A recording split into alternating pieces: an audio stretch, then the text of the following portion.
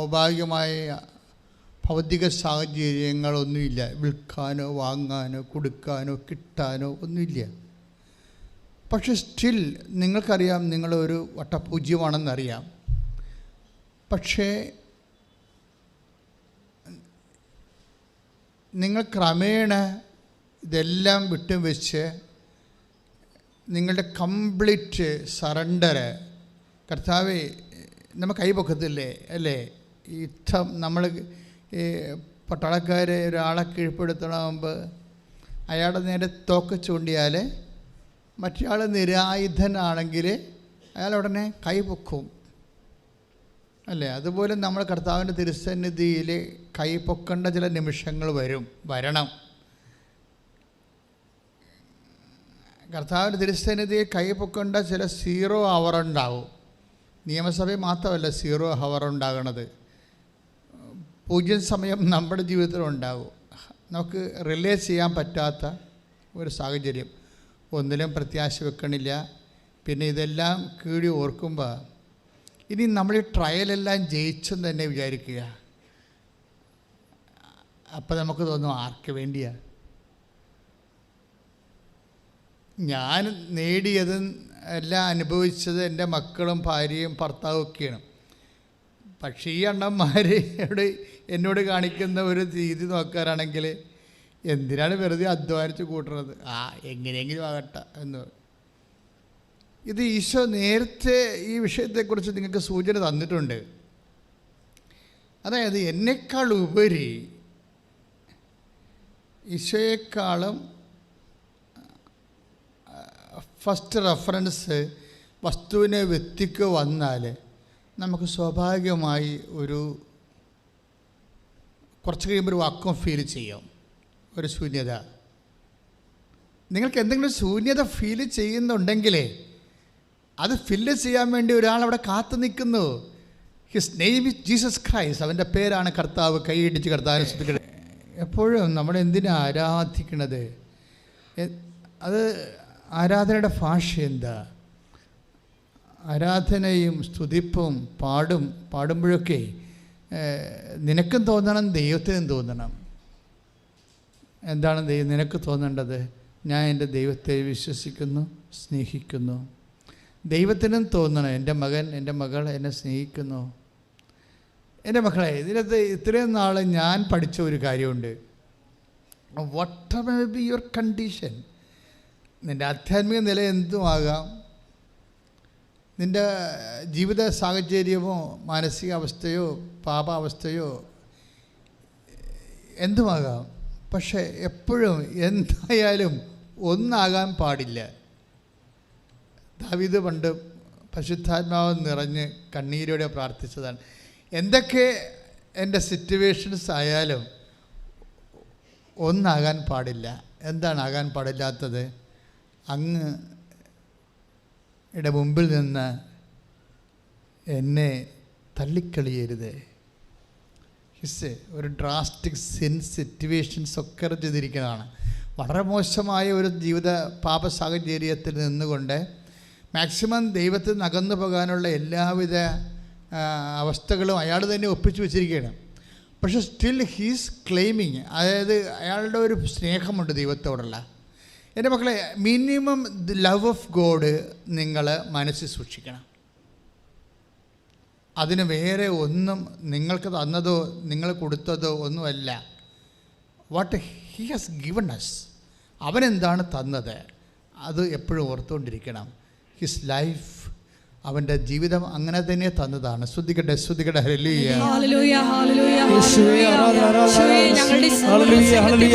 യേശുവിൻ്റെ അനുഭവം ആണ് ഈ ലോകത്തെ ഏറ്റവും വലിയ ദൈവാനുഭവം എന്ന് പറയുന്നത്. യേശുവിൻ്റെ അനുഭവമാണ് ഈ ലോകത്തെ ഏറ്റവും വലിയ ദൈവാനുഭവം എന്ന് പറയുന്നത്. യേശുവിൻ്റെ അനുഭവത്തിൻ്റെ ആകത്തുക ഞാൻ മനസ്സിലാക്കിയത് സ്റ്റിൽ ഐ ലവ് യു എന്ന് പറയണതാണ്. ശരീരം മുഴുവനും ഒരു വരഞ്ഞ് ഒരു കുറവിറച്ചിയായിട്ട് മുള്ളൊക്കെ തലയെ കുത്തിക്കയറ്റി ഇങ്ങനെ അർത്ഥനഗ്നനായിട്ട് ഇങ്ങനെ വിറകെ തൂങ്ങുമ്പോഴും അവസാനം പറയുന്ന വാക്കാണ് അപ്പായോട്, അപ്പ ദിസ് എ സിറ്റുവേഷൻസ്, ഇതാണ് എൻ്റെ അവസ്ഥ, സ്റ്റിൽ ഐ ലവ് യു. എന്താണ് അതിന് പകരം പറഞ്ഞ വാക്കുണ്ട്, അപ്പാ എൻ്റെ ആത്മാവിന് ഞാൻ സമർപ്പിക്കുന്നു. കൈയിടിച്ച് കർത്താവിന് സമർപ്പിച്ചു. അതിന് മുമ്പ് അവനൊരു വാക്ക് പറഞ്ഞായിരുന്നു, അപ്പാ എലോയ് ലാമ സബക്താനി. അതും അവൻ തന്നെ പറഞ്ഞതാണ്. നമ്മുടെ ഭാഗത്തു നിന്ന് ജീവിതത്തിൽ ചില സമയത്ത് നമ്മൾ പരീക്ഷയ്ക്ക് നോക്കാം, അല്ലേ? നമ്മൾക്ക് സഹായിക്കാം എന്ന് പറഞ്ഞിരുന്നവരുടെ പേര് നമ്മൾ ദൈവത്തിന് നന്ദി നേരത്തെ പറഞ്ഞു കാണും. അയ്യോ ദൈവമേ നന്ദി, ഞാൻ അവരെന്നെ സഹായിക്കാമെന്ന് പറഞ്ഞിട്ടുണ്ടെന്ന് പറയും. അപ്പം നമ്മൾ ദൈവത്തോട് നന്ദിയൊക്കെ പറഞ്ഞ് ജീവിക്കുകയാണ്. പക്ഷെ അവർ കുറച്ച് കഴിയുമ്പോൾ കാല് മാറും. അപ്പം നമ്മൾ നന്ദിയെല്ലാം തിരിച്ചെടുക്കും. നമ്മൾ തിരിച്ചെടുപ്പുകാരാണല്ല. എന്തെങ്കിലും ദൈവത്തെ കൊടുത്തു പോയെങ്കിൽ നമ്മളത് തിരിച്ചെടുക്കും. എന്താ കാര്യം? തിരിച്ചെടുക്കണമെന്ന് പറയത്തില്ല, എന്നാലും നമ്മുടെ പ്രാർത്ഥനയില്ലായ്മയും നിരാശയൊക്കെ കാണുമ്പോൾ ദൈവത്തിന് തോന്നും, പണ്ട് പറഞ്ഞ നന്ദിയെല്ലാം ആൾ തിരിച്ചെടുത്തെന്ന് പറയും. അതായത് എന്താ പ്രശ്നം എന്ന് വെച്ച് കഴിഞ്ഞാൽ, ഇത് ഒരു ആഴമായ ബന്ധം ഉറപ്പിക്കണ ഒരു പരിപാടിയാണ്. ഫയലിംഗ് എന്ന് പറയും നമ്മൾ ശരിക്കും, അല്ലേ? ചില ചതുപ്പ് നിലങ്ങളിലൊക്കെ കെട്ടിടം പണിയണമെങ്കിൽ ഫയൽ താത്തണം, അല്ലേ? 10 മീറ്റർ 20 മീറ്റർ. നിങ്ങൾക്ക് ചിരക്കൊന്നും അത് പിടികിട്ടതില്ല. കാരണം ഈ കിഴക്ക് നാട്ടിലൊക്കെ അധികം ഫയലിടേണ്ട ആവശ്യമില്ല, അവിടെ പാറ നല്ല ഉറച്ച പാറയാണ്. ഇങ്ങോട്ട് വന്നിട്ട് ഇവിടെയൊക്കെ ഫയലിങ് ഭയങ്കരമാണ്. കലവൂർ അത്രയും വരുന്നില്ല. പക്ഷേ എൻ്റെ നാട്ടിലൊക്കെ 19 മീറ്ററൊക്കെയാണ് തൂണിറക്കി കളയണത് ഒരു കെട്ടിടത്തിൻ്റെ. 19 മീറ്റർ ഭൂമിയുടെ അടിയിൽ പോകും. 10-30 ലക്ഷം രൂപ ചുമ്മാ തൂണിൻ്റെ ഭൂമിയുടെ അടി തന്നെ പോവുകയാണ് കെട്ടിടത്തിൻ്റെ തൂണുകളെല്ലാം ഇറക്കാൻ. അത് തന്നെ പാറയില്ല, മുട്ടണില്ല ഒരിടത്തും, ഇങ്ങനെ കുഴഞ്ഞ് ചെളി പോലെ കിടക്കുകയാണ്. അപ്പോൾ അവർ പതുക്കെ പതുക്കെ ഇത് ഇറക്കി പോകും.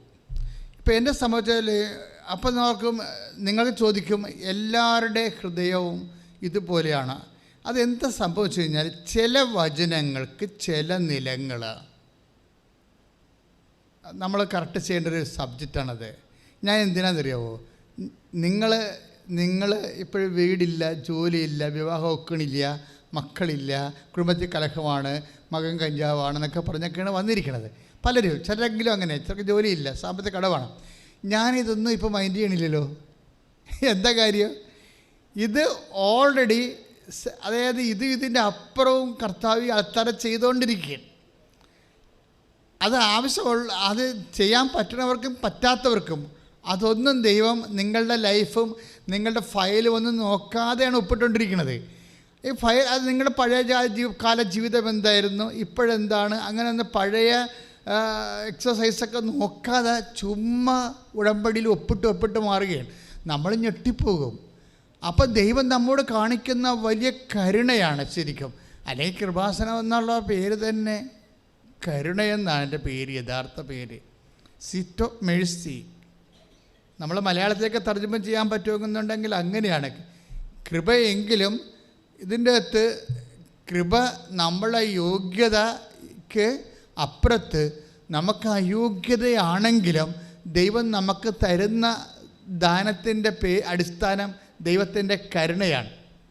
അപ്പോൾ സ്വാഭാവികമായി ഈ മണ്ണിൽ നീ ചവിട്ടിക്കഴിയുമ്പോൾ, അല്ലെങ്കിൽ ഓൺലൈനാണ്, നീ ഓൺലൈൻ ഉടമ്പടി എടുത്ത് ലൈറ്റക്കാൻ്റെ പേരക്കസിലേക്ക് കൃപാസന ശുശ്രൂഷയുമായിട്ട് നിൻ്റെ ജീവിതം ലിങ്ക് ചെയ്ത് കഴിയുമ്പോൾ തീർച്ചയായിട്ടും നിനക്ക് കരുണ ലഭിക്കും. ചിലപ്പോൾ നിനക്ക് കിട്ടേണ്ടത് ആ വിഷയം തന്നെ ദൈവം ഇടപെടും, അല്ലെങ്കിൽ രക്ഷപ്പെടാനുള്ള മാർഗങ്ങൾ പറഞ്ഞു തരും. അല്ലെങ്കിൽ ദൈവത്തിൻ്റെ മനസ്സിൽ വലിയ ബുദ്ധിയുള്ള ആ വലിയ തലയിൽ നിന്ന് നിനക്ക് ആശയങ്ങൾ കിട്ടും. കാര്യം ആശയം, യേശു ഒരേ സമയം തന്നെ ആശയവുമാണ്. നമ്മൾ ഈ ഉടമ്പടിയുടെ ബേസ് എന്താ, അതിൻ്റെ സോഴ്സ് എന്ന് പറയണത്, അതിൻ്റെ ബേസ് എന്ന് പറയണത് ദൈവം നമുക്ക് നൽകിയിട്ടുള്ള 8582 വാഗ്ദാനങ്ങളാണ്.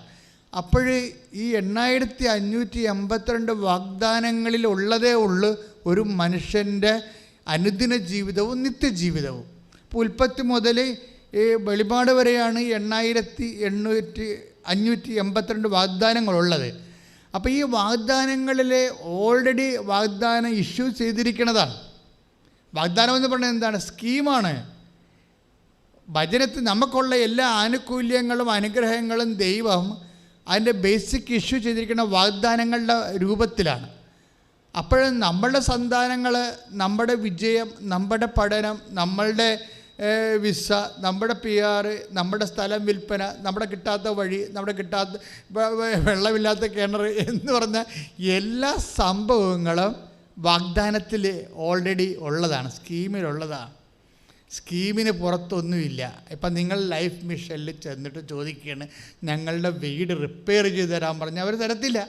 അവരോട് നിങ്ങൾക്ക് പുതിയ വീട് വെച്ച് തരാം, 4 ലക്ഷം രൂപ സർക്കാരും ബാക്കി 8 ലക്ഷം നിങ്ങൾ എടുക്കണമെന്ന് പറയും. കാര്യം എന്താണ്? റിപ്പയർ ചെയ്യാൻ സ്കീമില്ല. നിങ്ങൾ പറഞ്ഞാൽ ശരിയാണ്, നിങ്ങളെ വീട് മഴയത്ത് ചോരുന്നുണ്ട്, പക്ഷേ അതിൻ്റെ അടുത്തറ അത്യാവശ്യം കാര്യങ്ങളൊക്കെ ഉണ്ട്. ഒന്ന് റിപ്പയർ ചെയ്താൽ നിങ്ങൾക്ക് 20 വിലനത് ജീവിക്കാൻ പറ്റുമോ നിങ്ങൾക്കറിയാം. ലൈഫ് മിഷൻ്റെ വീട് കിട്ടിയാൽ 4 ലക്ഷത്തിന് പിന്നെ 8 ലക്ഷം വേറെ ഉണ്ടാക്കണ്ടേ?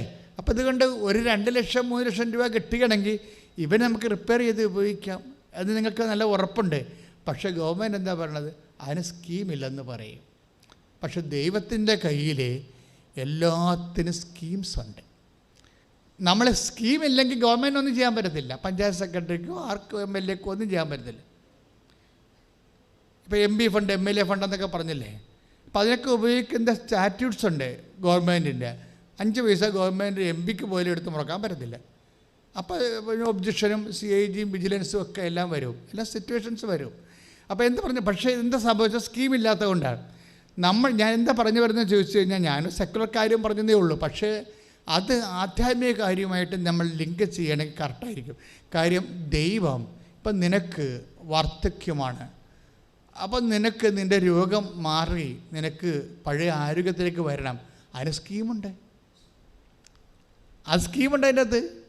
ബൈബിളിൽ പല വിഷയങ്ങളിലും പറഞ്ഞു പല മേഖലകളിലും നിൻ്റെ ആരോഗ്യം, നിൻ്റെ ആയുസ് തന്നെ ദൈവം നീട്ടി തന്നെ കണ്ടിട്ടുണ്ട്. അതും ബൈബിളിലുള്ളതാണ്, ഉടമ്പടിയുടെ ഒരു ഭാഗമാണ്. അപ്പോൾ ഇന്ന കാര്യം ഇപ്പം നിനക്ക് കടങ്ങൾ പരിഹരിച്ചു, അല്ലെങ്കിൽ നിൻ്റെ പഠനങ്ങൾ, ഇപ്പോൾ ഒരു സാക്ഷ്യം എന്താ വന്നിരിക്കണത്, അവർക്ക് MSc ആണ്. MSc അവർക്ക് വേണ്ടത് ഫിസിക്സാണ്. ഫിസിക്സിൻ്റെ PhD വരണത്. MSc PhD അവർക്ക് വേണ്ടത് ഫിസിക്സിലെ.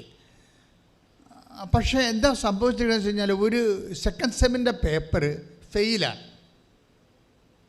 അപ്പോൾ BSc സെക്കൻഡ് സെമ്മിൻ്റെ പേപ്പർ ബാക്കി MSc സെക്കൻഡ് സെമ്മിൻ്റെ പേപ്പർ ഫെയിലാണ് അവർ.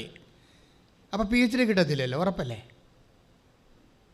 അപ്പോൾ ഫസ്റ്റ് സെമ്മിൻ്റെ പേപ്പർ അവർ ജയിച്ചിട്ടുണ്ട്, 3rd സെം ജയിച്ചിട്ടുണ്ട്, 4th സെം ജയിച്ചിട്ടുണ്ട്. പക്ഷേ സെക്കൻഡ് സെം അവർ ഫെയിലാണ്. അപ്പം PhD കിട്ടത്തില്ല. ഉടമ്പടി ഭാഷ എന്താ പറയേണ്ടത്? മെറിറ്റില്ല. അതല്ല സംഭവം.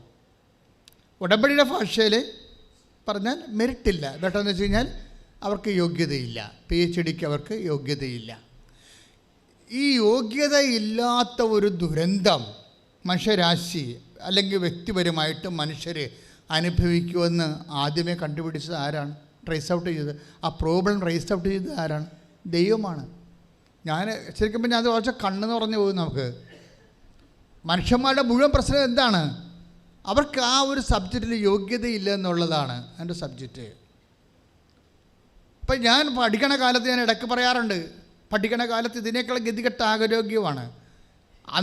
അന്ന് കാലം എത്ര ഉണ്ട്? 22 വയസ്സ്. എല്ലാ മനുഷ്യരും സുന്ദരമായിട്ട് ഈ ആരോഗ്യത്തോടെ ഇരിക്കുന്ന യൗവനക്കാലത്ത് ഞാൻ രോഗിയായിട്ട് ആശുപത്രികളിലാണ് പലപ്പോഴും. എൻ്റെ കൂട്ടുകാർ തന്നെ എന്നോട് പറഞ്ഞിട്ടുണ്ട്, നീ അതിജീവിക്കത്തില്ല, അച്ഛനായ 1 കൊല്ലമേ ജീവിക്കത്തുള്ളൂ എന്ന് പറഞ്ഞു. ദാറ്റ് മീൻസ് അപ്പോൾ ഞാനത് ഉടനെ ലിങ്ക് ചെയ്യണ കർത്താവ് രാത്രി 2 മണിക്ക് എഴുന്നേറ്റ് പെരിയാറിൻ്റെ നിന്ന് 3ാം നിര എൻ്റെ ഡോർമെട്രിയിൽ നിന്ന് ഞാൻ പെരിയാറിലേക്ക് നോക്കിക്കൊണ്ട് പ്രാർത്ഥിച്ചുകൊണ്ടിരിക്കും. അവസാനത്തെ ട്രെയിൻ വരണ വരെ. വെളുപ്പിന് 3:30 ട്രെയിനുണ്ട് ആലുവ പാലത്തിൻ്റെ കൂടെ. അത് കണ്ടു കഴിഞ്ഞിട്ട് പോയി കിടന്നുറങ്ങും. അത്രയും സമയം ഞാൻ കർത്താവിൻ്റെ അടുത്ത് ഇരിക്കും, ഇരുട്ടത്ത് നോക്കി പെരിയാർ നോക്കിയിരിക്കും. എന്താ കാര്യം? എനിക്ക് മെറിറ്റില്ലെന്ന് എനിക്കറിയാം. ഇന്നൊക്കെയാണ് ഞാനത് പറയണത്, മെറിറ്റില്ല. പണ്ട് അങ്ങനെയല്ല പറഞ്ഞത്, ഗതികേടാണെന്ന് പറഞ്ഞത്. ഇന്ന് ഞാൻ മെറിറ്റില്ലെന്നൊക്കെയാണ് പറയണത്, സ്റ്റാൻഡേർഡായിട്ട് ബിബ്ലിക്കൽ ലാംഗ്വേജ് ഉപയോഗിക്കുകയാണ്. അന്ന് ഞാൻ പറഞ്ഞത്, നീ ഒന്ന് കണ്ണ് തുറന്നാലേ എൻ്റെ ജീവിതം ഉള്ളൂ, കാര്യം എൻ്റെ അവസ്ഥ എന്താണെന്ന് എനിക്കറിയാം. ഞാനും പറയും, എനിക്ക് ഒത്തിരി മോഹങ്ങളൊന്നുമില്ല. അച്ഛനായിട്ട് 1 കൊല്ലം ജീവിച്ച് കുർബാന ചെല്ലണം, അത്രയേ ഉള്ളൂ. അത് ഇനി ക്ലോസ്, അതൊരു പ്രശ്നമില്ലെന്ന് പറയും. അതെനിക്ക് പ്രശ്നമില്ലായിരുന്നു അന്ന്. പക്ഷേ ഇപ്പോൾ എത്രയോ വർഷമായി, 36 വർഷമായില്ലേ. 36 വർഷമായിട്ട് ഞാൻ നിലനിൽക്കുകയല്ലേ. ഇതെന്താ നിലനിൽക്കുന്നത്? Not by merit but by grace ആണ്. നിൻ്റെ ആരോഗ്യമല്ല, കർത്താവിൻ്റെ ആയുസ്സിൻ്റെ അഭിഷേകവും ആരോഗ്യം. അതാണ് ആന്തരികമായ ആരോഗ്യം. കർത്താവ് തീരുമാനിച്ചാൽ നീ നിലനിൽക്കും. കൈയിടിച്ച് കർത്താവിനെ സ്വീകരിക്കും. സോ നമ്മൾ ഈ കുറുക്കൻ്റെ കണ്ണ് കോഴിക്കോട്ടിലെന്ന് പറഞ്ഞ പോലെ നമ്മുടെ ഒരു കണ്ണെന്താ? ഉടമ്പടി ചെയ്യുന്നതിൻ്റെ കണ്ണെവിടെയാണ്? കൃപയിലാണ്. മനസ്സിലായ? കൃപ, നോട്ട് ഓൺ ബ്ലെസ്സിങ്, അനുഗ്രഹത്തിലല്ല, കൃപ. എപ്പോഴും നിങ്ങൾ കൈ നെഞ്ചത്ത് വെച്ച് പ്രാർത്ഥിച്ചേ. ഓൺലൈനിലുള്ളവരും പ്രാർത്ഥിക്കുക. കർത്താവായ ദൈവമേ, പരമപിതാവിൻ്റെ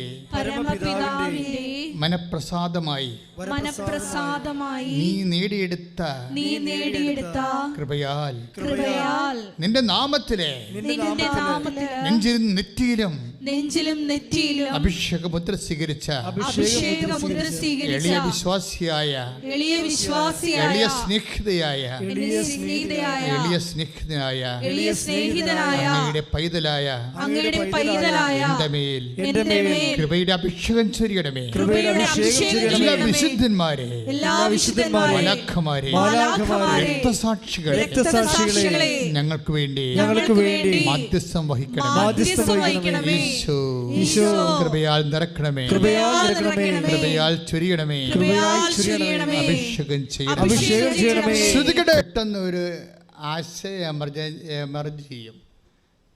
പെട്ടെന്ന്, അതായത് ഉടമ്പെടുക്കുന്ന ദിവസങ്ങളിലും അക്കാലങ്ങളിലുമൊക്കെ നീ വളരെ ശ്രദ്ധിക്കണം.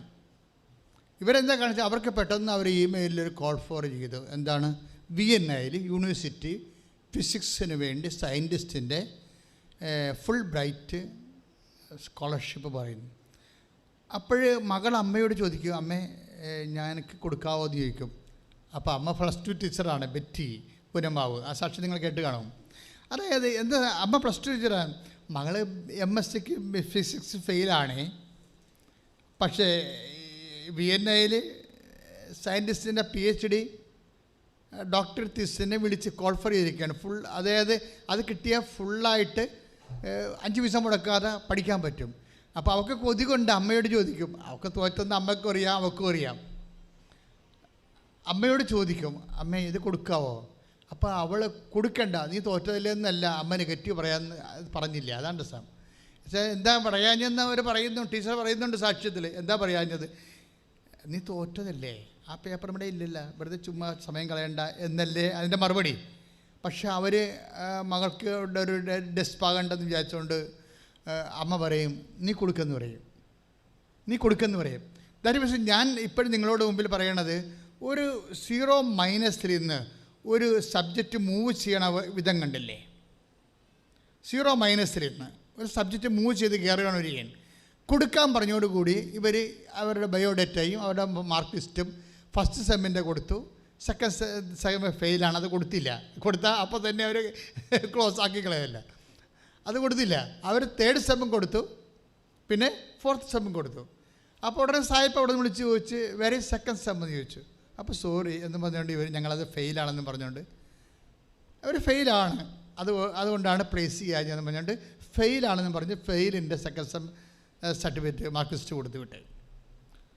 അപ്പോൾ അവരുദ്ദേശിക്കുന്നത് അത് നമുക്കതുകൊണ്ട് ക്ലോസ് ചെയ്യാമല്ലേ, കമ്മ്യൂണിക്കേഷൻ. ഇനി അതെന്ന് പറഞ്ഞ് നടക്കേണ്ട കാര്യമില്ലല്ലോ, നമുക്കിത് ഇതോടുകൂടി ആ ചാപ്റ്റർ ക്ലോസ് ചെയ്യാമെന്ന് പറഞ്ഞാണ്ട് അമ്മയും മകളും കൂടി ഫെയിലിൻ്റെ സർട്ടിഫിക്കറ്റ് കൊടുത്ത് വിടണം. നിങ്ങളെപ്പോഴും വിചാരിക്കേണ്ട ഒരു വിഷയം, നിങ്ങൾ അമ്മയും മകളും അല്ലല്ലോ, വേറെ ഒരാളുണ്ടല്ലോ ഉടമ്പടി ചെയ്ത ആൾ. ഇതാണ് പ്രശ്നം. ഇത് നിങ്ങൾ തിരിച്ചും മനസ്സിലാക്കണം. അവരവരുടെ രീതിയിലാണ് കാര്യങ്ങൾ വർക്കൗട്ട് ചെയ്യണത്. പക്ഷെ നിങ്ങൾ ഉടമ്പടി ചെയ്യുമ്പോൾ ഒരാൾ നിങ്ങളുടെ കൂടെ അങ്ങോട്ട് വരികയാണ്. അത് വരണമല്ല.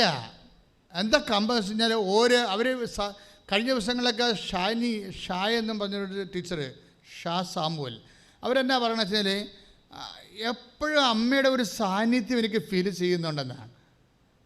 എപ്പോഴും അമ്മയുടെ ഒരു സാന്നിധ്യം എനിക്ക് ഫീൽ ചെയ്യുന്നുണ്ട്. അതുകൊണ്ട് നമ്മൾ പൊട്ടത്തരമൊക്കെ ചെയ്യാൻ പോയാൽ ചെയ്യിക്കത്തില്ല. The guided by the spirit എന്ന് നമ്മൾ കേട്ടിട്ടുണ്ട്, ആത്മാവിനെ നയിക്കപ്പെടുന്നത്. പക്ഷെ ഉടമ്പടി ആത്മാവിനാലും അമ്മയായാലും നയിക്കപ്പെടുന്നതാണ്. അമ്മയുടെ സാന്നിധ്യം നമുക്ക് ഫീൽ ചെയ്യും. ഷാ പറയണത്, എനിക്ക് ഇത് കൃപാസനം കുറേ പത്രമൊക്കെ കണ്ടപ്പോൾ ഞാൻ വിചാരിച്ചു പിന്നെ ഓരോരുത്തർക്കും കുറേ പത്രമൊക്കെ ഉണ്ട്, ചുമ്മാ തട്ടിപ്പായിരിക്കും എന്ന് ഞാൻ എൻ്റെ ഭർത്താവിനോട് പറഞ്ഞതാണ്. പക്ഷേ വൺസ് അവരുടെ അമ്മ മരിച്ചു, അവർക്ക് ഭയങ്കര ഭയമായി. കാരണം മരണം അല്ല, ഈ അമ്മ എന്ന് പറയുന്ന ആൾ ഭയങ്കര ആളായിരുന്നു. അമ്മ ദൈവത്തെ ജീവിക്കണത് ഈ ഷാ കണ്ടിട്ടുണ്ട്. 80 വയസ്സ് വരെ അമ്മ ജീവിച്ചതല്ലേ. അമ്മയ്ക്കുള്ള ഒരു ക്വാളിറ്റി എന്ന് പറയുന്നത്, അമ്മ ജീവിച്ചതും വിശ്വസിച്ചതും ജപമാലയും പരിശുദ്ധ കുർബാനയും ഉണ്ടെങ്കിൽ ഈ ഭൂമിയിൽ എങ്ങനെയും മനുഷ്യൻ ജീവിക്കാം, എന്തും അതിജീവിക്കാമെന്ന് ആ അമ്മ ഞങ്ങളെ പഠിപ്പിച്ചതാണ്. അത് കറക്റ്റാണ്. അതിലാണ് ഞങ്ങൾ വളർന്നു വന്നത്. ജപമാലയും പരിശുദ്ധ കുർബാനയും ഉണ്ടെങ്കിൽ ഈ ഭൂമിയിൽ എന്ത് തകർച്ചയെ അതിജീവിക്കാമെന്ന് പറഞ്ഞ് ഞങ്ങളെ പറഞ്ഞ് കാണിച്ച് പഠിപ്പിച്ചതെന്ന് അമ്മ. അത് കാരണം ഞങ്ങൾക്കറിയാം ജപമാല മതി, ഞങ്ങൾക്കറിയാം പരിശുദ്ധ കുർബാന മതി. അങ്ങനെയാണ് ഞാനും പഠിച്ചത്, +2 ടീച്ചറായത്. പക്ഷേ ഇപ്പോൾ ഒരു ചെറിയ പ്രശ്നം വന്ന്, എന്താ കാര്യം? അമ്മ മരിച്ചു. അമ്മ മരിച്ചോടുകൂടി എൻ്റെ ജീവിതം കാര്യം ആദ്യമായിട്ട് നമ്മൾ ഒത്തിരി മരിപ്പിലൊക്കെ പോകും, അത് നമ്മളധികം ഡിസ്റ്റർബ് ചെയ്യത്തില്ല. നമ്മളൊരു ഫങ്ഷനിൽ പങ്കെടുത്ത പോലെ പലർക്കും തോന്നത്തുള്ളൂ. പക്ഷേ വൺസ് നമ്മുടെ ഹാർട്ടായിരുന്ന ആൾക്കാർ അടർന്നു പോയി കഴിയുമ്പോൾ വി വിൽ ഫീൽ ഇറ്റ്. അപ്പോഴാണ് നമ്മൾ മരണത്തിനെ നേരെ കാണുന്നത്. ഒരു നിമിഷം നമ്മുടെ ആശയും അസ്ഥിയുമായിരുന്ന ആൾ അപ്രത്യക്ഷമായി പോകുമ്പോൾ ഷാ ഫീലായെന്ന് വെച്ചാൽ ഫസ്റ്റ് ടൈം ഫീലായി. അതൊക്കെ മുമ്പ് ഉണ്ടായിരുന്ന ഫീലിംഗ് അല്ല. ഇവർക്കൊന്നും ചെയ്യാൻ പറ്റണില്ല, ഇവർക്ക് ഭയമായിപ്പോയി. ഇവർക്കൊന്നും ചെയ്യാൻ പറ്റണില്ല, ഇവർക്ക് ഭയമായിപ്പോയി. എന്തോ വലിയ ദുരന്തം കുടുംബത്തിൽ സംഭവിക്കുന്നു. പിന്നെ ഇവർ പറയും, എന്തോക്കെ കുടുംബത്തിൽ ഇനിയും ദോഷങ്ങൾ എന്തെങ്കിലുമൊക്കെ സംഭവിക്കും എന്നൊക്കെ ഞാൻ എൻ്റെ മനസ്സിങ്ങനെ പറഞ്ഞ് ഞാനിങ്ങനെ ഡിപ്രസ്ഡായിപ്പോയി. അപ്പോഴാണ് എൻ്റെ ചേച്ചിയുടെ മകൻ വണ്ടി ഇടിച്ച് മരിച്ചത്. അതോടെ അവരുടെ കാര്യം തീരുമാനമായി. അവർക്കും പിന്നെ അനങ്ങാൻ പറ്റാതെ. അപ്പം ചേച്ചിയും ഞാനും, ചേടത്തി അനിത്യമാണേ, അമ്മയും മരിച്ചു, ചേടത്തിക്ക് മകൻ മരിച്ചപ്പോൾ അനിയത്തിക്ക് മകൻ മരിച്ച പോലെ തന്നെയാണ്. അവർക്ക് തമ്മിൽ അത്രയും റിലേഷൻസൊക്കെ ഉള്ളവരാണ്. അതോട് ബെറ്റി അതെന്താ അങ്ങനെ വന്നപ്പോൾ ഞാൻ ഡൗണായിപ്പോയി. പിന്നെ ഇനി എന്നൊക്കെ എത്ര ബുദ്ധിയുണ്ട്, എന്ത് വിശ്വാസ പാരമ്പര്യത്തിലാണ് ജനിച്ചത് ജീവിച്ചത് എന്ന് പറഞ്ഞാലും ചില ഹോംവർക്കുകൾ വന്നാൽ നമുക്ക് ചില സമയത്ത് താങ്ങാൻ പറ്റത്തില്ല. അപ്പോൾ ഇവരിനി എന്ത് ചെയ്യും എന്നൊക്കെ വിചാരിച്ചു അങ്ങനെ ഗ്ലൂമിയായി ഈ അവസാദം പിടിച്ച് അങ്ങനെ ഇരിക്കുകയാണ്, ഇൻട്രോവർട്ടായിട്ടിരിക്കുകയാണ്. പെട്ടെന്ന് ഇവർ പതുക്കെ ഉടമ്പടിയിലോട്ട് വരും. ആരോ ഒരു പത്രം കൊടുത്തതാണ്. അപ്പം നിങ്ങൾ ഈ പത്രം കൊടുക്കുമ്പോൾ നിങ്ങൾ ഓർക്കും ഞാനെങ്ങനെ ഈ പത്രം കൊണ്ടേ കൊടുക്കണമെന്നൊക്കെ നിങ്ങൾ പറയും. നിങ്ങൾ പത്രമല്ല കൊടുക്കണത്, you are giving Jesus actually. അത് നിങ്ങൾക്ക് മനസ്സിലാകണം. നിങ്ങൾക്ക് പത്രമായിട്ട് കൊടുക്കാൻ പറ്റത്തില്ല. അത് മുഴുവൻ കർത്താവിൻ്റെ വചനമല്ലേ, അത് മുഴുവൻ കർത്താവ് ഈ മാസം ചെയ്ത വർക്കുകളല്ലേ. എത്രയോ മനുഷ്യരാണ് നിങ്ങൾ വഴി കർത്താവിനെ അറിയാൻ പോകുന്നത്. അപ്പം മകനും മരിച്ചു, അതായത് ചേച്ചിയുടെ മകൻ, അമ്മയും മരിച്ചു. അതോടുകൂടി ഇവർ ഡിപ്രസ്ഡായി. കാരണം മരണത്തിൻ്റെ മണവും മരണത്തിൻ്റെ രുചിയും ഒക്കെ ഇവർ ആദ്യമായിട്ട് അനുഭവിക്കുക. ശരിക്കും ഉറ്റവരെ പോകുമ്പോഴാണല്ലോ നമുക്കിതെല്ലാം അനുഭവിക്കാൻ പറ്റണത്. അതോടുകൂടി ഇവർ ഡൗണായി. അപ്പോഴാണ് ഇങ്ങനെ ഈ ഡൗണായിരിക്കുന്ന അവസ്ഥകൾ, അപ്പോഴാണ് ആരോ ഒരു കൃപാസനം പത്രം കൊടുത്ത് ഇവർ ഈ ടീച്ചറിനെ കൊടുക്കും. പത്രമൊക്കെ വായിക്കും. പത്രമൊക്കെ വായിച്ചതിന് ശേഷം പിന്നീട് ഇവർ വന്ന് ഉടമ്പടി എടുക്കും. ഈ ഉടമ്പടി എടുത്തു കഴിയുമ്പോൾ അവർ പറയുന്ന ഒരു കമൻ്റ് ഉണ്ട്. എന്താ പറയണത്? ഉടമ്പടി എടുത്തു കഴിയുമ്പോൾ ഉടനെ ഇവർക്ക് ലഭിക്കണമെന്ന് വെച്ചാൽ പെട്ടെന്ന് ഇവർക്ക് ധൈര്യം വരും. അതാണ് ഞാൻ ആദ്യമേ പറഞ്ഞത്. ഉടമ്പടി സാധ്യത എന്നൊക്കെ പറയണത് നമ്മൾ സാധാരണ ഒരു പ്രാർത്ഥനയുടെ സാധ്യതയല്ല ഇതിനകത്തുള്ളത്. ഉടമ്പടി എടുത്തു കഴിയുമ്പോൾ ഇങ്ങനെ ഇത്രയും ടോട്ടൽ ഡിസ്പ്രസ്ഡ് -ആയിട്ട് ഇങ്ങനെ ഫ്രീസായിട്ടിരിക്കുന്ന ആളാണ്. ഈ ആൾ ഉടമ്പടി എടുത്തു കഴിയുമ്പോൾ, ഉടമ്പടി എന്ന് പറയുമ്പോൾ ദൈവമായിട്ട് ഇന്ന് റിലേഷനിലേക്ക് വരികയാണ്. ദൈവമായിട്ട് പക്ക ഗ്യാരൻറ്റീഡ് റിലേഷൻ ഉടമ്പടിയല്ലേ ഉള്ളൂ. നിങ്ങൾ എന്തുമാത്രം പ്രാർത്ഥനാ രീതികൾ ലോകത്തുണ്ട് ഇല്ലേ? ഉണ്ടല്ലോ. പക്ഷെ ദൈവവുമായിട്ടൊരു പക്ക പേഴ്സണൽ റിലേഷൻ, ഗ്യാരൻറ്റീഡ് റിലേഷൻ, അത് ഉടമ്പടിയിലേ ഉള്ളൂ. എന്താ കാര്യം? ഉടമ്പടി ദൈവത്തിൻ്റെ നിർമ്മിതമായ ഒരു പദ്ധതിയാണ്. ദൈവനിർമ്മിതമായ പദ്ധതിയാണ്. നമ്മളായിട്ട് കണ്ടുപിടിച്ച ഒരു പദ്ധതിയല്ല. ദൈവനിർമ്മിതമായ ഒരു പദ്ധതിയാണ് ഉടമ്പടി. ബൈബിള് തന്നെ ദൈവം എക്സിക്യൂട്ട് ചെയ്യണത് ബൈബിൾ കൊടുത്തിട്ട് വായിക്കാനല്ല ദൈവം പറഞ്ഞത്, മര്യാദക്ക് ഉടമ്പടി ചെയ്യാനാണ് പറഞ്ഞത്. നമ്മൾ ബൈബിൾ 3 പ്രാവശ്യം എഴുതും, 1000 പ്രാവശ്യം എഴുതുമെന്നൊക്കെ പറഞ്ഞില്ലേ? ബൈബിൾ തന്നിട്ട് എഴുതാനല്ല ദൈവം പറഞ്ഞത്, ബൈബിൾ തന്നിട്ട് ഉടമ്പടി ചെയ്യാനാണ് പറഞ്ഞത്. അതുകൊണ്ട് ബൈബിളിൻ്റെ പുസ്തകത്തിന് ദൈവം ബൈബിളെന്നൊന്നും വിളിച്ചില്ല. നമ്മളിങ്ങനെ വിവരമില്ലാത്ത ആൾക്കാരങ്ങനെ വിളിച്ച പുസ്തകം അത്രേ അർത്ഥമുള്ളതിന്. ബൈബിളിന് ദൈവം വിളിച്ച പേര് ഉടമ്പടി പുസ്തകം എന്നാണ്. ദാറ്റ് മീൻസ് അത് ദൈവം ചെയ്ത ഒരു കാര്യമാണ്. ബൈബിള് എന്ന് പറയുമ്പോൾ നമ്മൾ ചുമ്മാ ബൈബിൾ ആർക്കും വേണേൽ പറയാം, പക്ഷേ നമ്മൾ വിശുദ്ധ ഗ്രന്ഥം എന്നാണ് പറയണത്. ഈ വിശുദ്ധ ഗ്രന്ഥം ദൈവം തന്നത് കൊണ്ടാണ് വിശുദ്ധമായത്. പക്ഷേ ദൈവത്തിൻ്റെ വചനങ്ങൾ അതിനകത്ത് നിറഞ്ഞിരിക്കുന്നതുകൊണ്ടാണ് വിശുദ്ധമായത്. പക്ഷേ വിശുദ്ധമായ വചനങ്ങൾ, ദൈവത്തിൻ്റെ വചനങ്ങൾ നിറഞ്ഞിരിക്കുന്നു, അതുകൊണ്ട് നീ അത് വായിച്ചോ, നീ അത് എഴുതിക്കോ എന്നൊന്നും അല്ല പറഞ്ഞത്. നീ അത് ചെയ്യണമെന്നാണ് പറഞ്ഞത്. അതാണ് ഉടമ്പടി എന്ന് പറയുന്നത്. വചനത്തിനെ ചെയ്യാൻ വേണ്ടിയാണ് നിനക്ക് ബൈബിൾ തന്നിരിക്കുന്നത്. ഉടമ്പടി എന്ന് പറയണത് പരിശുദ്ധാത്മാവ് ഒരധ്യാപകനായി നിന്നുകൊണ്ട് മോശയാകുന്ന ചോക്ക് കൊണ്ട് എഴുതിയ സംഭവമാണിത്. എഴുതിയത് മോശമല്ല, ചോക്കണങ്ങേരി എഴുതിയത് പരിശുദ്ധാത്മാവാണ്. പക്ഷേ എന്തിനാണ് എഴുതിയത്? നമ്മളും തിരിച്ചെഴുതിക്കാൻ വേണ്ടി എഴുതിയതല്ല, ദൈവം എഴുതി തന്ന് എന്ന് ഞാൻ തിരിച്ച് ദൈവത്തിന് എഴുതിയേക്കാമെന്ന് പറഞ്ഞ് തിരിച്ചെഴുതാനുള്ള സാധനമല്ല, ഇത് ചെയ്യാനുള്ള സാധനമാണ്. ആദ്യകാലം മുതലേ ബൈബിള് ഉടമ്പടി ചെയ്യാൻ വേണ്ടിയുള്ളതാണ്. ഉടമ്പടി എന്ന് പറയുന്നത് എന്താണ്? ദൈവത്തിൻ്റെ വചനങ്ങൾ എക്സിക്യൂട്ട് ചെയ്യാനുള്ളതാണ്. അതുകൊണ്ടാണ് മോശ പോലും അതിനെ വിളിച്ചത് എന്താണ്? ഉടമ്പടി ഗ്രന്ഥം എന്നാണ്. 24-ാം അധ്യായം സംഖ്യ പുറപ്പാട് 24:7. ശ്രുതികട്ടെ ഹല്ലേലൂയ.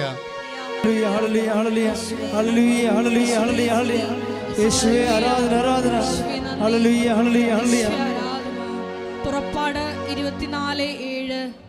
പുറപ്പാട് 24:7 വായിച്ചോളൂ.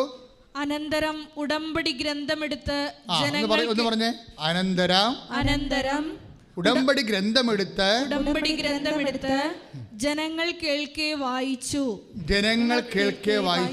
അപ്പോൾ അവർ പറഞ്ഞു കർത്താവ് കൽപ്പിച്ചതെല്ലാം ഞങ്ങൾ ചെയ്യും. കൈയിടിച്ച് കർത്താവ്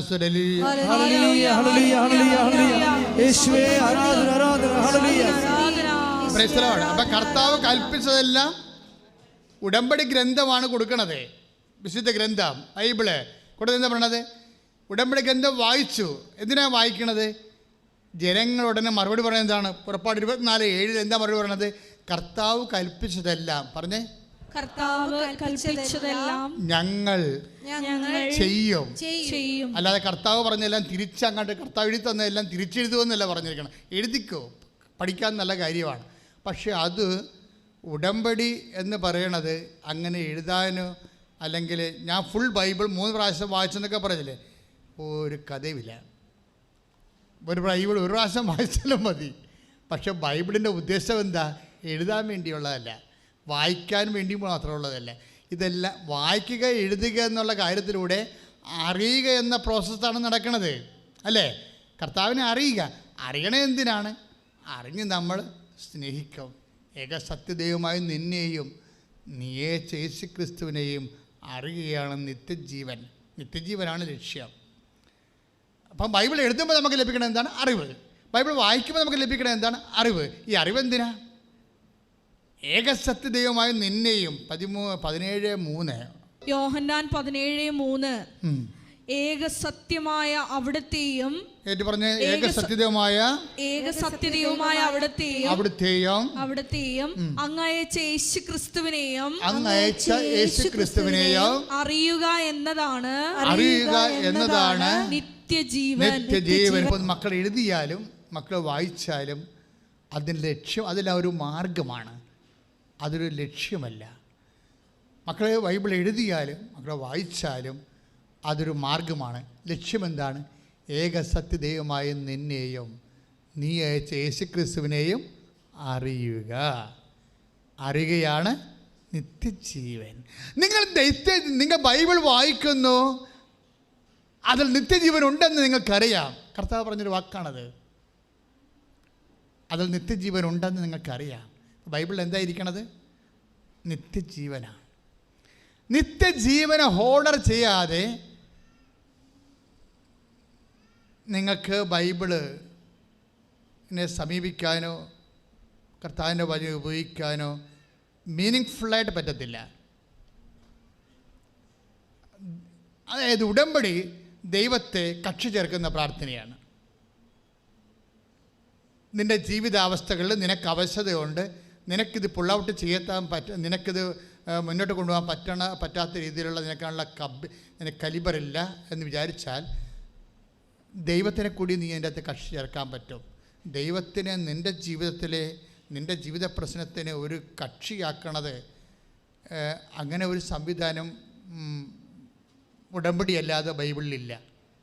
നിങ്ങൾ ഉടമ്പടി ചെയ്യുമ്പോൾ അറിയണം. 2 ദിനവൃത്താന്തം 34:30 2 ദിനവൃത്താന്തം 34:30 ശ്രദ്ധിക്കട്ടെ. ഹല്ലേലൂയ. 2 ദിനവൃത്താന്തം 34:30 യൂദ ജെറുസലേം നിവാസികളെയും പുരോഹിതന്മാരെയും ലേവ്യരെയും വലിപ്പച്ചെറുപ്പമെന്നിയെ സകല ജനത്തെയും കൂട്ടി രാജാവ് കർത്താവിൻ്റെ ആലയത്തിലേക്ക് ചെന്നു.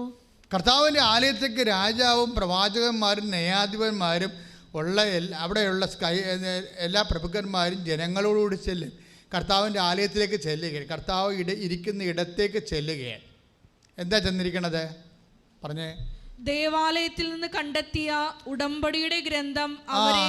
ബൈബിള് കുറേ കാലത്തേക്ക് ഇവർ ഡിയാസ്പൊറയിലായിരുന്നല്ലോ. ഇവരെപ്പോഴും യുദ്ധവും ഓട്ടവും ജീവൻ പണയം വെച്ചുള്ള ജീവിതമായിരുന്നല്ല. അപ്പോഴും വൺസ് ഇവർക്ക് ആ ആധ്യാത്മിക ജീവിതമോ മതജീവിതമോ ഒക്കെ ഇല്ലാതെ ബൈബിൾ വരെ കൈമോശം വന്ന് പിന്നെ ഒരു സുപ്രഭാതത്തിൽ ദൈവം ഇത് തിരിച്ച് കണ്ടെത്താൻ ഇടയാക്കും. ബൈബിള് കണ്ടെത്തി ഉടമ്പടി പുസ്തകം എന്നാണ് പറയുക. ഉടമ്പടി പുസ്തകം കണ്ടെത്തി പറഞ്ഞാൽ ജനം വാവിട്ട് കരയും.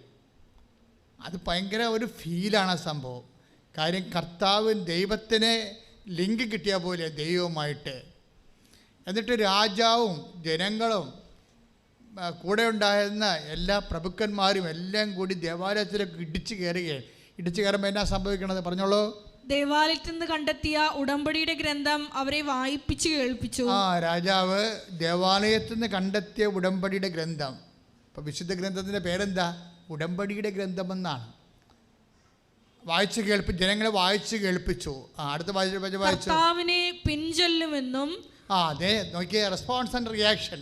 ഇവിടെയാണ് പ്രശ്നം. ഉടമ്പടി എന്ന് പറയണത് നിങ്ങളത് ചെയ്യുമ്പോൾ അതിൻ്റെ ഒരു കേവലമായ റെസ്പോൺസ് ആൻഡ് റിയാക്ഷൻസ് ഉണ്ട്. അത് നമ്മുടെ ഭാഗത്തു നിന്ന് ഉണ്ടാവണം. ജനങ്ങളെ വായിച്ചു കഴിഞ്ഞപ്പോൾ ജനങ്ങൾ എന്താ പറഞ്ഞിരിക്കണത്? പറഞ്ഞേ. കർത്താവിനെ പിൻചൊല്ലുമെന്നും. ഒന്ന് പറഞ്ഞ കർത്താവിനെ പിൻചൊല്ലുമെന്നും. പൂർണ്ണ ഹൃദയത്തോടെ അവിടുത്തെ കൽപ്പനകളും പ്രമാണങ്ങളും ചട്ടങ്ങളും പാലിക്കുമെന്നും ഗ്രന്ഥത്തിൽ എഴുതപ്പെട്ടിരിക്കുന്ന നിയമങ്ങളെല്ലാം അനുസരിക്കുമെന്നും സ്വസ്ഥാനത്ത് നിന്നുകൊണ്ട് രാജാവ് കർത്താവിന്റെ മുൻപിൽ ഉടമ്പടി ചെയ്തു. അപ്പൊ രാജാവ് കർത്താവിന്റെ മുമ്പിൽ ഉടമ്പടി ചെയ്യണം. എന്താണ് ഉടമ്പടി ചെയ്യണത്? ദൈവം നൽകിയ വചനങ്ങൾ അനുസരിച്ചുകൊണ്ട് പാലിച്ചുകൊണ്ട് ജീവിച്ചാലുള്ള അതുവഴി ദൈവത്തിൻ്റെ സ്വന്തം ജനമായി നിലനിന്നുകൊള്ളാവുന്ന ഉടമ്പടി ചെയ്യുകയാണ്. കാരണം ഉടമ്പടി ചെയ്യുമ്പോൾ എന്താ പറ്റണത്? നിങ്ങൾ ദൈവത്തിൻ്റെ സ്വന്തം ജനമായി മാറുകയാണ്. അതാണ് എപ്പോഴും നമ്മൾ ശ്രദ്ധിക്കേണ്ടത്. Whether you Christian or non Christian, അത് ഡസൻ വെയ്ക്ക് എനിത്തിങ്.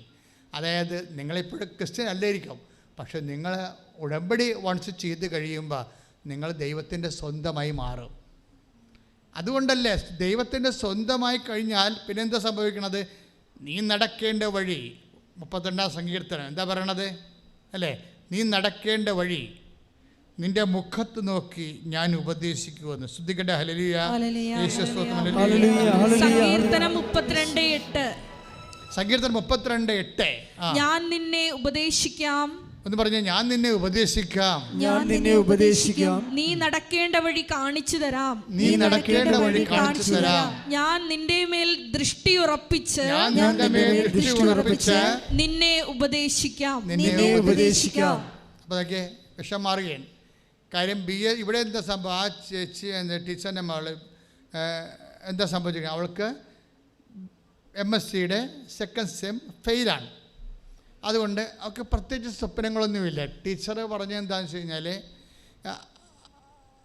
അവർ സെക്കൻഡ് സെമ്മിൻ്റെ മാർക്ക് ലിസ്റ്റ് ആവശ്യപ്പെട്ടില്ലേ വിയന്ന കോളേജിൽ നിന്ന്, യൂണിവേഴ്സിറ്റിയിൽ നിന്ന്. അപ്പോൾ ടീച്ചർ പറഞ്ഞത് ഫെയിൽഡ് സർട്ടിഫിക്കറ്റ് അല്ലേ ഉള്ളൂ, അയച്ചു കൊടുത്തേക്കാം. പക്ഷെ അതുകൂടി അത് ചാപ്റ്റർ ക്ലോസ് ചെയ്ത് നമുക്ക് ഇനിയൊന്നും മോഹിക്കേണ്ട കാര്യമൊന്നും ഇല്ലല്ലോ. നീ PSC പഠിക്കാൻ പറഞ്ഞു. ടീച്ചർ മോൾക്ക് കൊടുത്ത ഉപദേശം നീ PSC പഠിക്കാൻ പറഞ്ഞു. എന്നുവെച്ചാൽ PSC പഠിച്ച് ജോലി വാങ്ങിക്കുക, നാട്ടിലെവിടെയെങ്കിലും ജീവിക്കാം എന്ന് പറഞ്ഞു. അതായത് വെച്ചാൽ അവരുടെ ഫയൽ മൊത്തം അവർ ക്ലോസ് ചെയ്തിട്ട് വേറെ രീതിയിലേക്ക് ഉപദേശം കൊടുക്കുകയാണ്. അപ്പോൾ അത് ടീച്ചറിൻ്റെ ഉപദേശമാണ്. പക്ഷേ ഉടമ്പടിക്കുള്ള പ്രശ്നം, നിങ്ങൾ എന്ത് ഉപദേശം കൊടുത്താലും നീ നടക്കേണ്ട വഴി സങ്കീർത്തനം 32:8 വാഗ്ദാനമല്ലേ? അത് വാഗ്ദാനമാണല്ലോ. അതുകൊണ്ട് എന്നാ സംഭവിക്കണത്? നീ നടക്കേണ്ട വഴി നിൻ്റെ മുഖത്ത് നോക്കി ഞാൻ നിന്നെ ഉപദേശിക്കാം. ആരാണ്? നിൻ്റെ കൂടെയുള്ള നിൻ്റെ ദൈവം. അപ്പോൾ ഉപദേശം വന്നിരിക്കണത് എന്താ? ഉപദേശം വന്നത് പെട്ടെന്ന് ഇൻ്റർവ്യൂ റെഡിയാകാനാണ്. ഈ തോറ്റ സർട്ടിഫിക്കറ്റ് ചെന്നപ്പോഴേ, തോറ്റ സർട്ടിഫിക്കറ്റ് എന്ന് പറയുന്നത് എന്താ? സെക്കൻഡ് സെമ്മിൻ്റെ MSc തോറ്റ സർട്ടിഫിക്കറ്റ് ചെല്ലുമ്പോഴേ യൂണിവേഴ്സിറ്റി റെസ്പോൺസ് എന്താണ്? വേഗം ഇൻ്റർവ്യൂ റെഡിയാകാൻ. അപ്പോൾ ഇവർക്ക് പേടിയായി. കാര്യം ഇൻ്റർവ്യൂ കഴിഞ്ഞ് ജയിച്ചാലും പിന്നെ സർട്ടിഫിക്കറ്റിൻ്റെ പ്രോബ്ലം വരുമല്ലോ, മെറിറ്റ് പ്രോബ്ലം അല്ലേ. ഞാൻ നിങ്ങളോട് എപ്പോഴും പറയത്തില്ലേ, നോട്ട് ബൈ മെറിറ്റ് എന്നൊക്കെ പറയുമ്പോൾ നിങ്ങൾക്ക് എന്തായിരിക്കും അച്ഛൻ പറയണമെന്ന് ഓർക്കും. നോട്ട് ബൈ മെറിറ്റ് എന്ന് പറഞ്ഞു കഴിഞ്ഞാൽ നിങ്ങളുടെ യോഗ്യത കൊണ്ട്. Ephesians 2:8 ഒന്ന് വായിച്ചു കിടക്കുക. ശ്രദ്ധിക്കുക, അതാണ് ഇതിൻ്റെ ആണി വചനം എന്ന് പറയുന്നത്. ഉടമ്പടിയുടെ ഒരു വചനം എല്ലാപ്പോഴും പറയുമോ? അത് ശ്രദ്ധിക്കട്ടെ. Ephesians 2:8. വിശ്വാസം വഴി എന്ന് പറഞ്ഞേ. വിശ്വാസം വഴി കൃപയാലാണ് നിങ്ങൾ രക്ഷിക്കപ്പെട്ടത്. അത് നിങ്ങൾ നേടിയെടുത്തതല്ല, ദൈവത്തിന്റെ ദാനമാണ്. അപ്പം നമ്മൾ നേടിയെടുക്കുന്നതിനാണ് മെറിറ്റ് എന്ന് പറയണത്. മനസ്സിലായില്ലേ? യോഗ്യത നമ്മൾ നേടിയെടുക്കുന്നത് ആണ് മെറിറ്റ് എന്ന് പറയണത്. നിങ്ങൾ നേടിയെടുക്കാത്തതാണെങ്കിൽ വർക്ക് ചെയ്യാൻ സാധ്യതയുണ്ട്, വർക്ക് ചെയ്യത്തില്ലെന്നല്ല, ഉടമ്പടിയിൽ വർക്ക് ചെയ്യും. എന്താ കാര്യം? ദാനമാണ് പിന്നെ വർക്ക് ചെയ്യേണ്ടത്. ഇവളുടെ സർട്ടിഫിക്കറ്റ് ഫെയിൽഡ് അല്ലേ? MSc സെക്കൻഡ് സെം ഫെയിലല്ലേ ഫിസിക്സ്? ആ സർട്ടിഫിക്കറ്റ് അയച്ചു കൊടുക്കുമ്പോൾ അവിടെ മെറിറ്റ് ഇല്ലല്ലോ, യോഗ്യതയില്ലല്ലോ. പക്ഷേ എന്തുകൊണ്ടാണ് യൂണിവേഴ്സിറ്റി ഇവരെ കോൾ ഫോർ ചെയ്യണത്? ഇൻ്റർവ്യൂ റെഡിയാകാൻ. പെട്ടെന്ന് ഇവർ ഇൻ്റർവ്യൂ റെഡിയാവും. ഇൻ്റർവ്യൂവിന് റെഡിയാകുമ്പോൾ എന്താ സംഭവിക്കണം? ഒരു അമേരിക്കക്കാരൻ ഒരു റഷ്യക്കാരനൊക്കെയാണ് ഇൻ്റർവ്യൂ ചെയ്യണത്.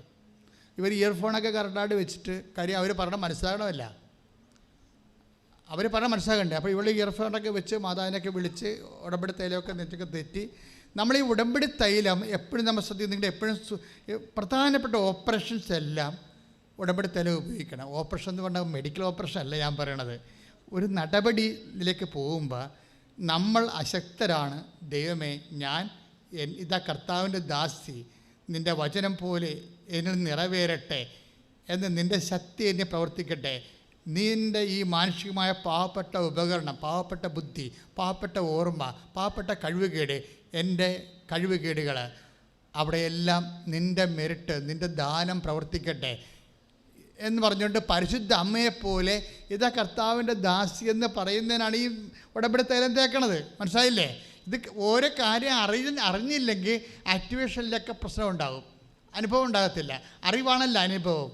അറിവില്ല എന്നുണ്ടെങ്കിൽ ഉടമ്പടിയിൽ ഒത്തിരി കാര്യം അറിയാനുണ്ട് മക്കളെ. ഓരോ കാര്യങ്ങൾക്ക് ഓരോ ആപ്ലിക്കേഷൻസ് അല്ലേ വരണത്. അപ്പോൾ അതുകൊണ്ടാണ് നിങ്ങൾ ഇടയ്ക്കിടയ്ക്ക് ഉടമ്പടി ധ്യാനം പഴയതൊക്കെ കേൾക്കണമെന്നൊക്കെ പറയണത്. കാര്യം പണ്ട് പറഞ്ഞ കാര്യം ചിലപ്പോൾ ദൈവം പിന്നീട് ധ്യാനത്തിൽ പറയത്തില്ല. അപ്പോൾ ഞാനൊരു ഐഡിയ എനിക്ക് എപ്പോഴും ഉണ്ടാവും വചനത്തെക്കുറിച്ച്, അത്രേ എൻ്റെ മനസ്സിലുള്ളൂ. ബാക്കിയെല്ലാം ഇവിടെ വന്ന് കർത്താവ് ക്രമീകരിക്കണം. അല്ലെ ഞാൻ തപ്പിക്കളിക്കണം ചില സമയത്തൊക്കെ. എനിക്ക് കിട്ടണ കർത്താവ് തന്നെ വചനം ചില സമയത്ത് എനിക്ക് അതിനെക്കുറിച്ച് അറിയത്തില്ലായിരിക്കും. അങ്ങനെ വചനം ഉണ്ടെന്നറിയാം, പക്ഷേ എനിക്കതിൻ്റെ നമ്പറും കാര്യങ്ങളൊക്കെ എൻ്റെ മനസ്സിൽ വരത്തില്ല. അപ്പോൾ അതെന്നെ സമയത്ത് അത് വരവായിരുന്നെങ്കിൽ ഞാനത് പഠിച്ച് പറഞ്ഞതല്ലോ. അങ്ങനെ പഠിച്ച് പറയണ അല്ലല്ലോ ഉടമ്പടി ധ്യാനം എന്ന് പറയണത്. ഉടമ്പടി ധ്യാനം ഇപ്പോൾ 2 ലക്ഷം 3 ലക്ഷം പേരൊക്കെ അല്ലേ ഉടമ്പടി ധ്യാനം കൂടണത്. അപ്പോൾ അവരുടെയൊക്കെ 3000 ലക്ഷക്കണക്കിന് പ്രശ്നങ്ങളാണല്ലോ ഉടമ്പടിയിൽ ദൈവം കൈകാര്യം ചെയ്യണത്.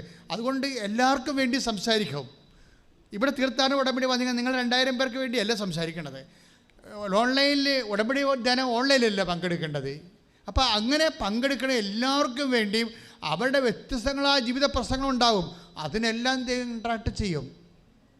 എന്താ കാര്യം വെച്ച് കഴിഞ്ഞാൽ എല്ലാം യേശുക്രിസ്തുവിൽ അതേയാണ്.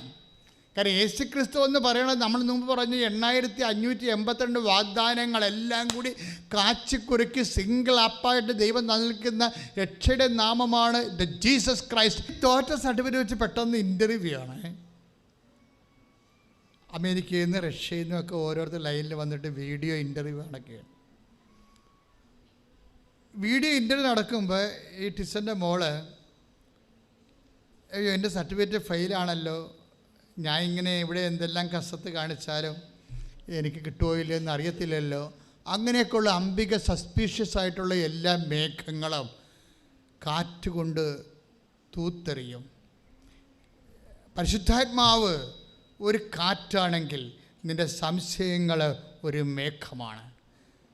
എന്തുകൊണ്ട് why we should claim and clamour for the holy spirit? എന്തിനാണ് നമ്മൾ കർത്താവിൻ്റെ ആത്മാവിന് വേണ്ടി കരയണത്? കാര്യം ഇതുപോലെയുള്ള സംശയമേഘങ്ങൾ ഒത്തില്ലേ എന്നാ ചെയ്യും? എൻ്റെ ജീവിതം കട്ടപ്പുകയാകുക, ഗതികേട്ടാകുക. ഇങ്ങനെ കുറേ മനുഷ്യന്മാർ ബലഹീനമാക്കുന്ന കുറേ സാങ്കല്പികമായിട്ടുള്ള ആശങ്കകളുണ്ട്. സാങ്കല്പിക ആശങ്കകൾ. ഈ സാങ്കല്പിക ആശങ്കകൾ എല്ലാവർക്കും ഉണ്ടാകും. ഈ മേഘങ്ങളെ തൂത്തെറിയണത് ആരാണ്? പരിശുദ്ധാത്മാവിൻ്റെ കാറ്റാണ്. പല ആൾക്കാർക്ക് ഉടമ്പടി മാതാവാണെന്നാണ് പൊതുവെ ചിന്തയിലാണ് നിങ്ങൾ ഉടമ്പടി ചെയ്യണത്. മാതാവ് ഇതിൻ്റെ ശക്തയായ പ്രവക്താവും മധ്യസ്ഥയുമാണ്. ഈ ശുശ്രൂഷ അല്ല, വേറെയും ശുശ്രൂഷ ഒത്തിരി ഉണ്ട്.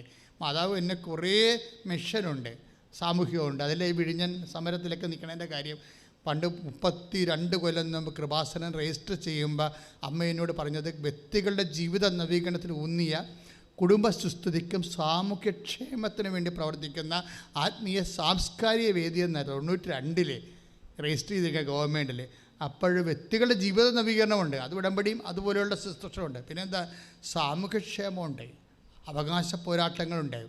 മാനവികത എവിടെയെങ്കിലും വിറങ്ങലിക്കുകയോ അൺജസ്റ്റ് അഗ്രസീവ്സ് ആയിട്ടുള്ള ആൾക്കാർ മനുഷ്യത്വത്തെ ചതക്കുകയോ ചെയ്ത് കഴിഞ്ഞാൽ ബൈബിളിൻ്റെ ഈ കാലങ്ങളിലുള്ള ദൈവത്തിൻ്റെ സ്വരമായി നമ്മൾ സ്വരമുയർത്തും. ചിലപ്പോൾ പ്രതിരോധിക്കും, ചിലപ്പോൾ കളക്ടറേറ്റ് തന്നെ ചിലപ്പോൾ വളഞ്ഞിടുന്ന വരും. അത് സഭ ഒരു സാമൂഹ്യവും ആയ യാഥാർത്ഥ്യം കൂടിയാണ്. ഇക്കാലത്തെ മനുഷ്യൻ്റെ കണ്ണുനീര് സഭയുടെ കണ്ണുനീരാണെന്ന് 50 കൊല്ലം എഴുതി വെച്ചിരിക്കുകയാണ് വത്തിക്കാൻ സുനദോസിൻ്റെ ഡിക്രിയിൽ. അതാണ് വത്തിക്കാൻ ഡിക്രി, ഗ്ലൗദിമെത്ത് സ്പെസ്, സഭ ആധുനിക ലോകത്തിൽ. അവിടെ എഴുതി വെച്ചിരിക്കുന്നത് എന്താണ്? ആദ്യത്തെ പാരഗ്രാഫിൽ ഇക്കാലത്തെ മനുഷ്യൻ്റെ കണ്ണുനീര് സഭയുടെ കണ്ണീരാണ്, അത് ദൈവത്തിൻ്റെ കണ്ണീരാണ്. അത് തുടച്ച് മാറ്റപ്പെടും. അതല്ലേ തോമസ് നെറ്റോ ആർച്ച് ബിഷപ്പ് കുരിശ് ഉയർത്തിക്കൊണ്ട് പറഞ്ഞത്, ഞങ്ങൾ കഴുത്തിലണിയണത് കുരിശാണ്.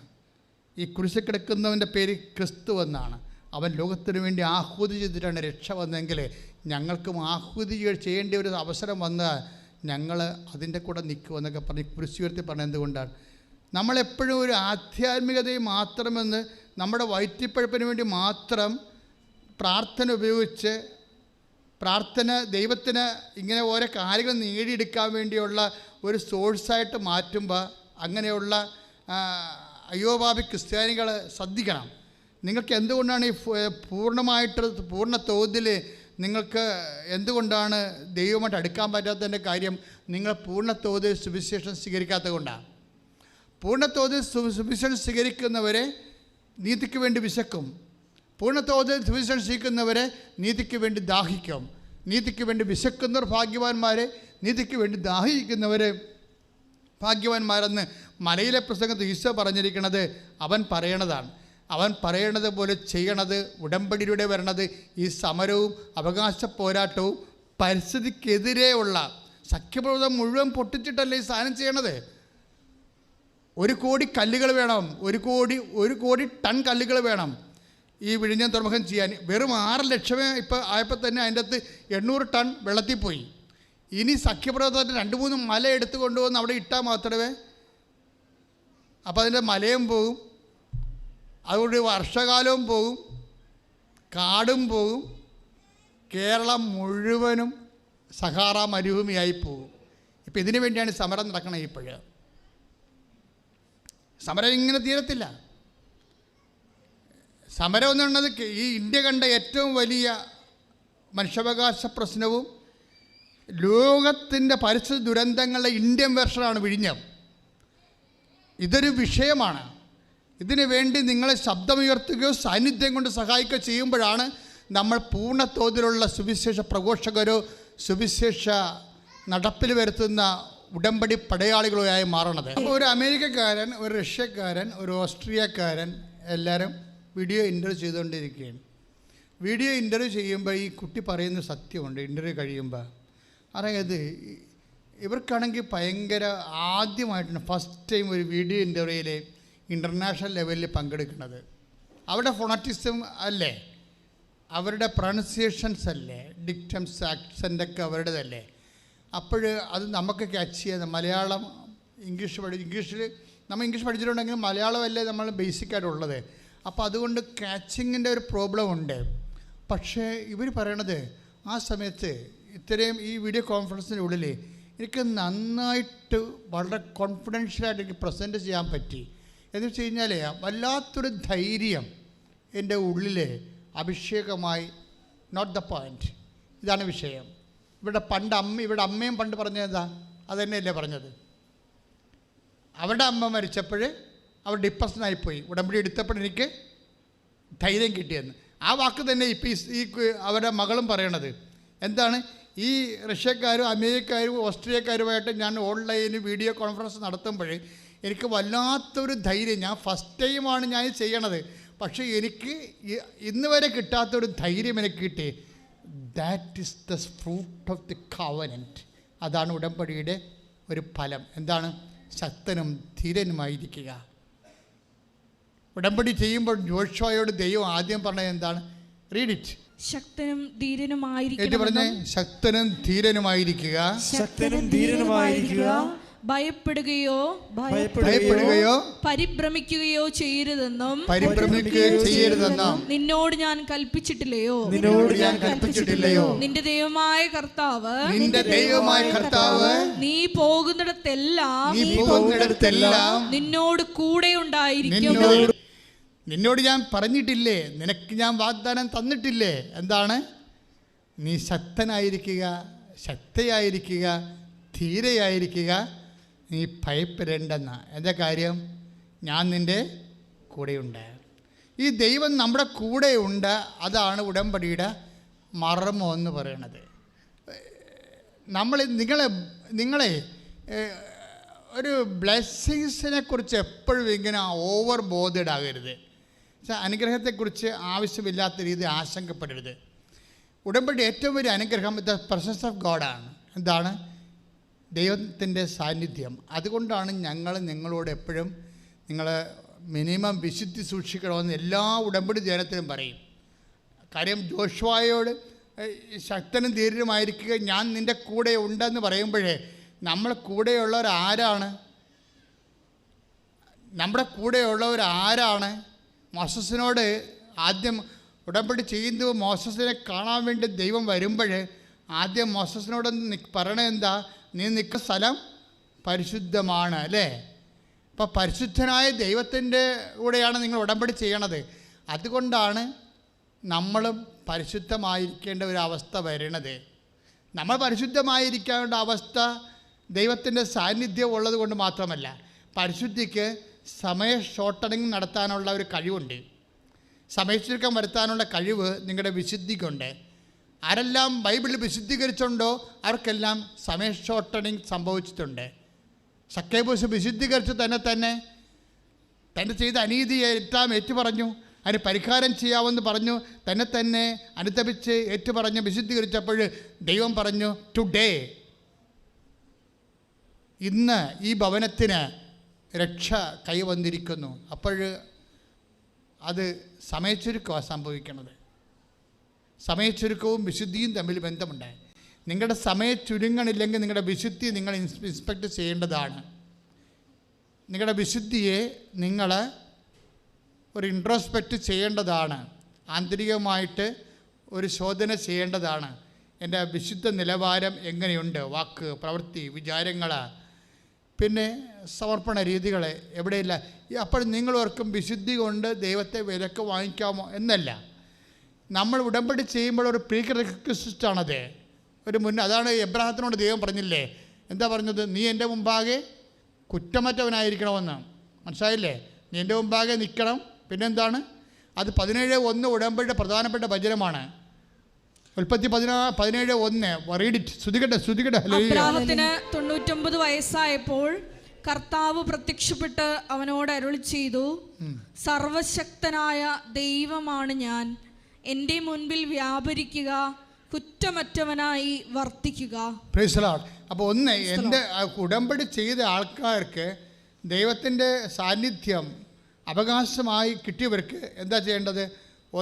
എൻ്റെ മുമ്പിൽ വ്യാപരിക്കുക, കർത്താവിൻ്റെ മുമ്പിൽ വ്യാപരിക്കുക. രണ്ടാമത്തേത് എന്താണ്? കുറ്റമറ്റവളായിരിക്കുക. നിങ്ങളുടെ ഭാഗത്തു നിന്നൊരു കുറ്റം കാണരുത്. കർത്താവ് കുറ്റം വിധിക്കാത്തവനാണ് ഭാഗ്യവാൻ. നിങ്ങളെ കുറ്റം വിധിക്കാത്തതല്ല പ്രശ്നം.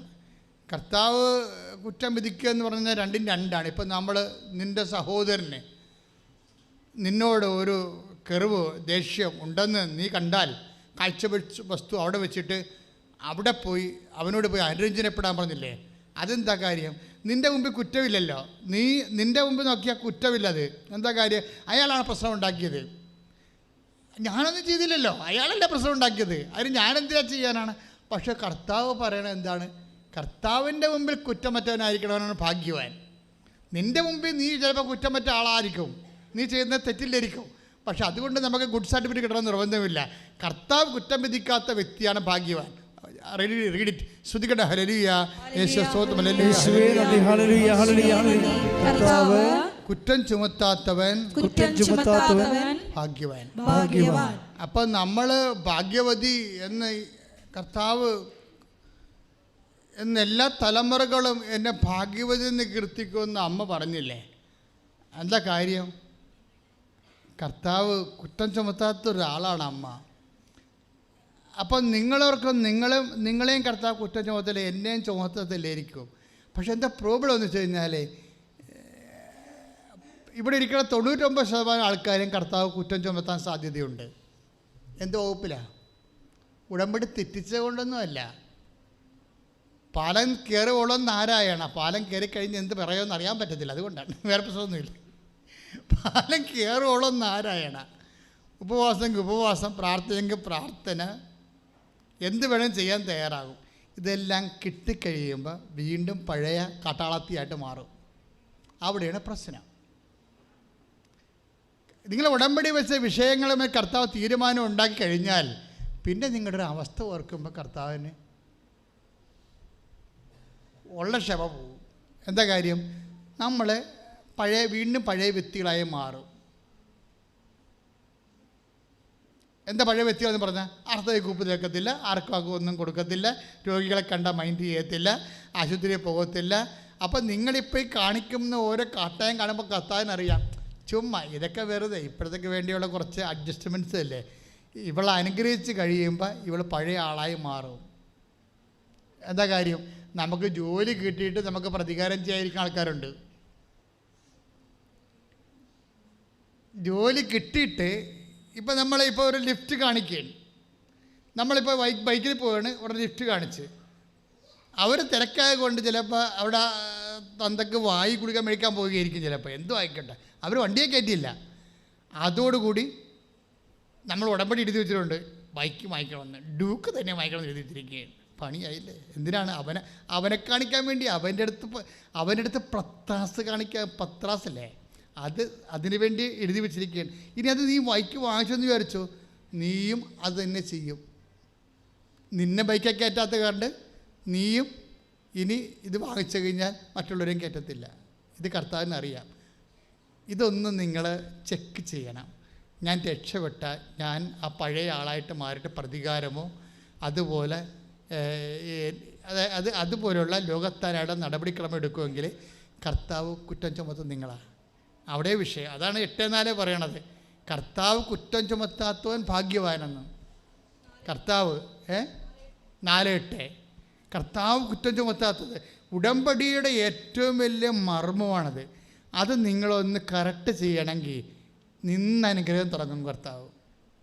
ദൈവമേ, എനിക്ക് ജോലി കിട്ടിയ ഞാൻ വീണ്ടും എന്നെ വേദനിപ്പിച്ചവരുണ്ട്, എന്നെ കൂട്ടത്തിൽ കൊച്ചാക്കിയവരുണ്ട്, എന്നെ കളിയാക്കിയവരുണ്ട്.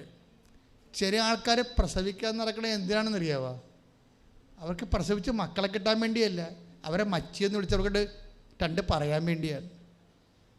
മനസ്സിലായില്ലേ? അവരെ ഈ ചിലപ്പോൾ മച്ചിയെന്നൊക്കെ വിളിക്കുമല്ലേ, അങ്ങനെ വിളിക്കും അങ്ങനെ. അപ്പോൾ അവരെ കരുതിക്കൊണ്ട് വെച്ചേക്കാണ്. സ്വന്തം ഭർത്താവല്ലെങ്കിൽ ശരി, വേറെ ആരാലും ശരി, മക്കളുണ്ടായിട്ട് കാര്യമെന്ന് പറയും. അങ്ങനെ മനുഷ്യാരൂപി ഇങ്ങനെ കയറി വരും. അങ്ങനെ വരുമ്പോൾ സ്വാഭാവികമായിട്ടും കർത്താവിൻ്റെ മുമ്പിൽ 5:23 ലെവൽ കണ്ടില്ലേ? മത്തായി 5:20 വായിച്ചേ. ശ്രദ്ധിക്കട്ടെ. ഹല്ലേലൂയ. യേശുവേ നന്ദി. ഹല്ലേലൂയ ഹല്ലേലൂയ ഹല്ലേലൂയ. യേശുവേ മത്തായി 5:23 നീ ബലിപീഠത്തിൽ കാഴ്ചയർപ്പിക്കുമ്പോൾ, ഒന്ന് പറഞ്ഞേ, നീ ബലിപീഠത്തിൽ കാഴ്ചയർപ്പിക്കുമ്പോൾ നിന്റെ സഹോദരന് നിന്നോട് എന്തെങ്കിലും വിരോധമുണ്ടെന്ന് അവിടെ വെച്ച് ഓർത്താൽ കാഴ്ചവസ്തു അവിടെ ബലിപീഠത്തിന് മുമ്പിൽ വെച്ചിട്ട് പോയി സഹോദരനോട് രമ്യതപ്പെടുക, പിന്നെ വന്ന് കാഴ്ചയർപ്പിക്കുക. മറ്റുള്ളവരോട് സഹോദരങ്ങളോട് രമ്യപ്പെടുക. അത് നീ മൂലം ഉണ്ടായിട്ടുള്ള കുഴപ്പം അല്ലെങ്കിൽ പോലും, അവർ മൂലം ഉണ്ടായ കുഴപ്പമാണെങ്കിൽ പോലും നിങ്ങൾ രമ്യതയിലിരിക്കാനാണെന്ന് കർത്താവ് ആഗ്രഹിക്കുന്നത് കൊണ്ടാണ് വിഷയം. അപ്പോൾ അങ്ങനെ അല്ല എങ്കിൽ കർത്താവ് നിങ്ങളെ കുറ്റം ആരോപിക്കാൻ സാധ്യതയുണ്ട്. കാര്യം എന്താണ്? കർത്താവ് be holy as I am holy. എബ്രാഹത്തിനോട് പറയുന്ന വാക്കുകളാണ്. ഞാൻ പരിശുദ്ധനായിരിക്കുന്ന പോലെ നിങ്ങളും പരിശുദ്ധനായിരിക്കണം. ഇതൊരു പരിശുദ്ധിയിലേക്കുള്ള ഉടമ്പടി എപ്പോഴും ശ്രദ്ധിക്കണം. അത് നിങ്ങൾക്ക് ഓരോരോ കാര്യം സാധിച്ചെടുക്കാനുള്ള കുട്ടി ഉപായങ്ങളല്ല. ശരിക്കും പരിശുദ്ധിയിലേക്കുള്ള വിളിയാണ്. പരിശുദ്ധിയിലേക്കുള്ള വിളി അത് ബി പെർഫെക്റ്റ് എന്ന് പറഞ്ഞ കൂട്ടത്തിൽ തന്നെ അതിനോട് ചേർന്ന് കർത്താവ് പറയുമ്പോഴും അതിന് മാറ്റം ഉണ്ടാക്കുന്നില്ല. പഴയ നിയമത്തിലുള്ളതാണ്. ഞാൻ പരിശുദ്ധനായിരിക്കുന്ന പോലെ നിങ്ങളും പരിശുദ്ധരായിരിക്കണമെന്ന് ദൈവം പറയണതാണ്. അത് ഈശോ വരുമ്പോഴും ശരിക്കും അത് ഈശോ അതുപോലെ തന്നെ 5:48 പറയുന്നുണ്ട്, B perfect as your heavenly father is perfect. അപ്പോൾ അത് തന്നെ സെയിം വാക്കാണ്, തത്സമമായ വാക്കാണ്. പക്ഷേ എങ്കിലും ദൈവം ആ നിലപാടിൽ നിന്ന് മാറുന്നില്ല, നമ്മുടെ വിശുദ്ധി എന്നുള്ള നിലപാടിൽ നിന്ന് മാറുന്നില്ല. Read it. ശ്രുതികട. മത്തായി 5:48 നിങ്ങളുടെ സ്വർഗസ്ഥനായ പിതാവ് പരിപൂർണനായിരിക്കുന്നത് പോലെ നിങ്ങളും പരിപൂർണരായിരിക്കുവിൻ. ഇതിൻ്റെ മൂവ്മെൻറ്റ് കണ്ടില്ലേ?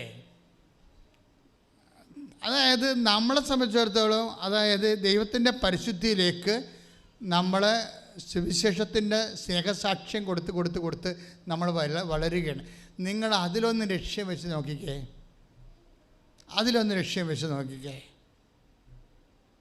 അത് ദൈവത്തിൻ്റെ പരിശുദ്ധിയിലേക്ക് നമ്മൾ പ്രധാനപ്പെട്ട ഒരു മോട്ടോ ആയിട്ട് എടുത്തുകൊണ്ട് നമ്മൾ ഉടമ്പടി പ്രകാരം മൂവ് ചെയ്യുന്നത് കാണുമ്പോഴാണ് ബാക്കി ദൈവം സെറ്റ് ചെയ്യണത്. ഇപ്പോൾ ഈ സാക്ഷ്യത്തിൻ്റെ പോണ എങ്ങനെയാണ്, ഇവരോട് ആ റഷ്യക്കാരൻ്റെ അമേരിക്കാരൻ്റെയും ഓസ്ട്രേലിയക്കാരൻ്റെ ഇൻ്റർവ്യൂ കഴിയുമ്പോൾ ഉടനെ ഇവരോട് പറയുന്നതെന്ന് വെച്ചാൽ 12 മണിക്കൂറിനുള്ളിൽ റിസൾട്ട് തരുമെന്ന് പറയും.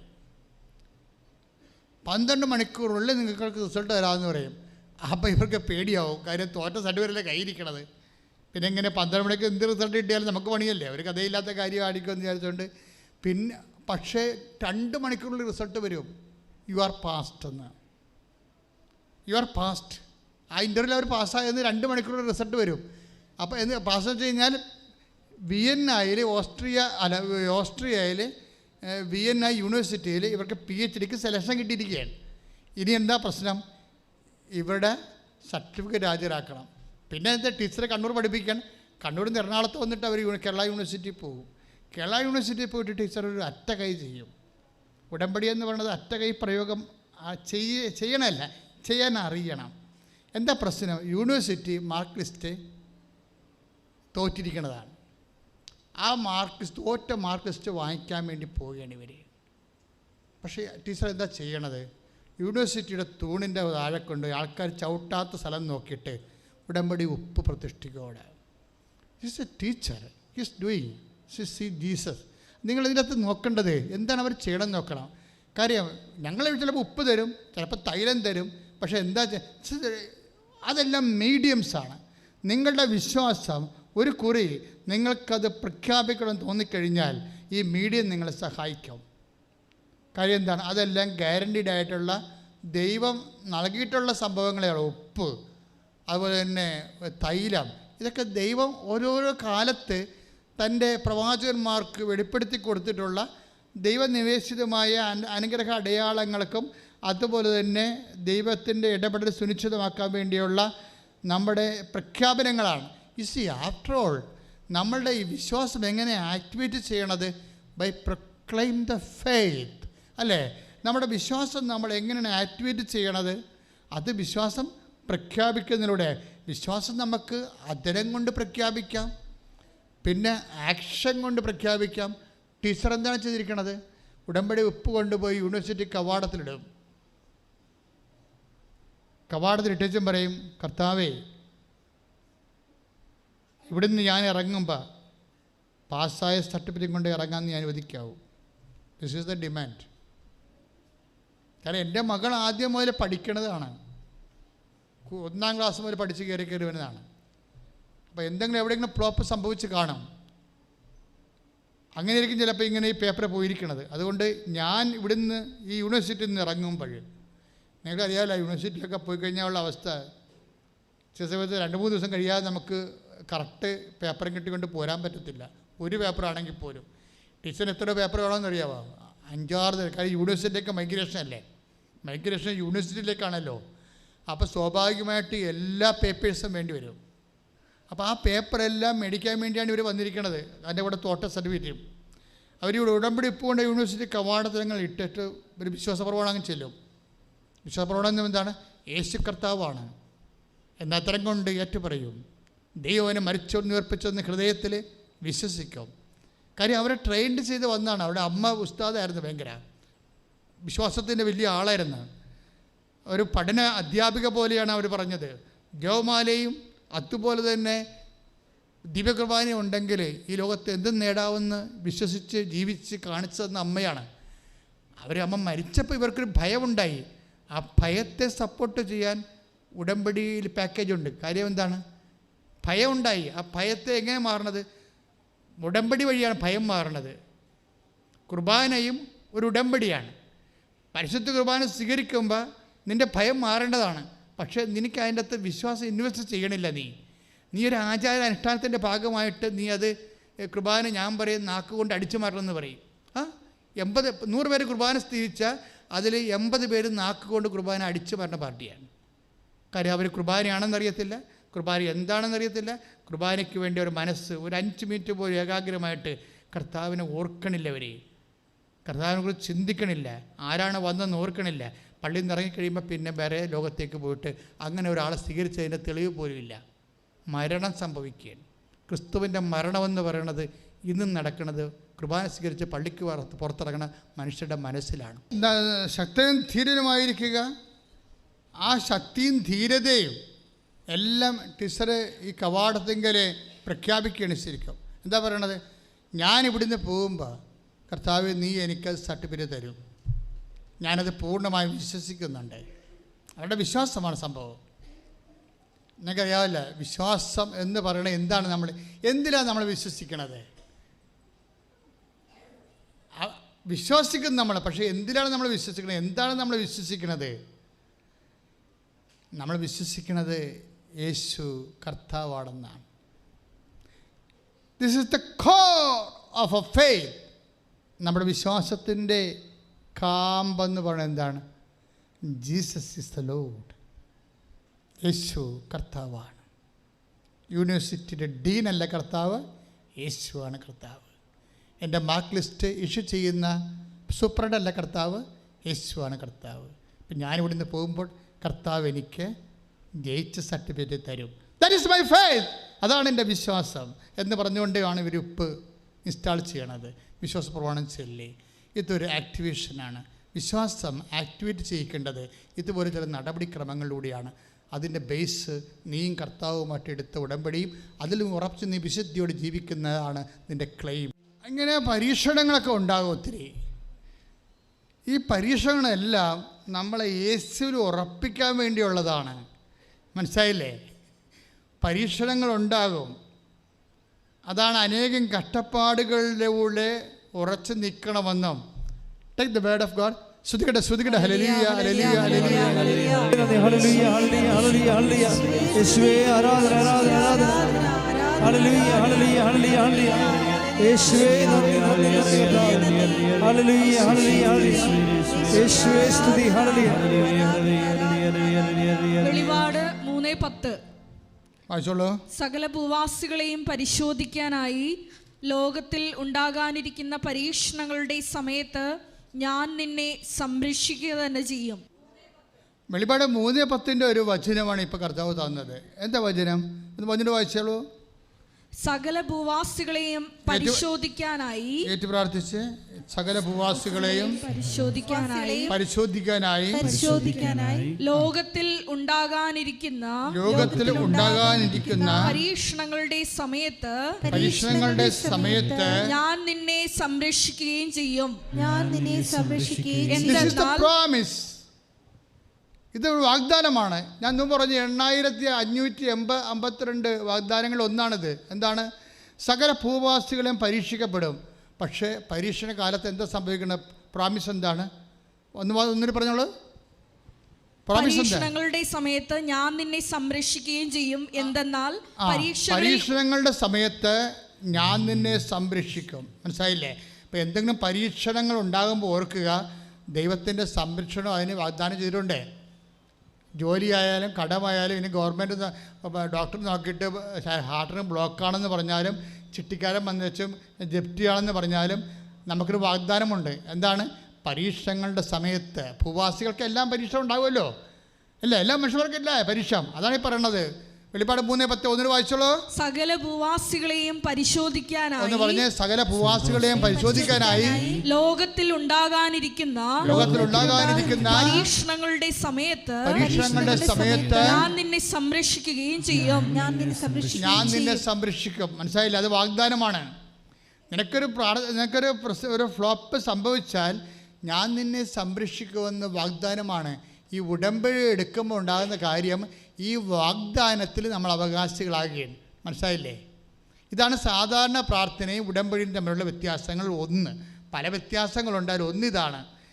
അതായത് ഉടമ്പടി വാഗ്ദാനങ്ങളെ നമ്മൾ അവകാശമാക്കുന്ന പ്രാർത്ഥനയാണ്.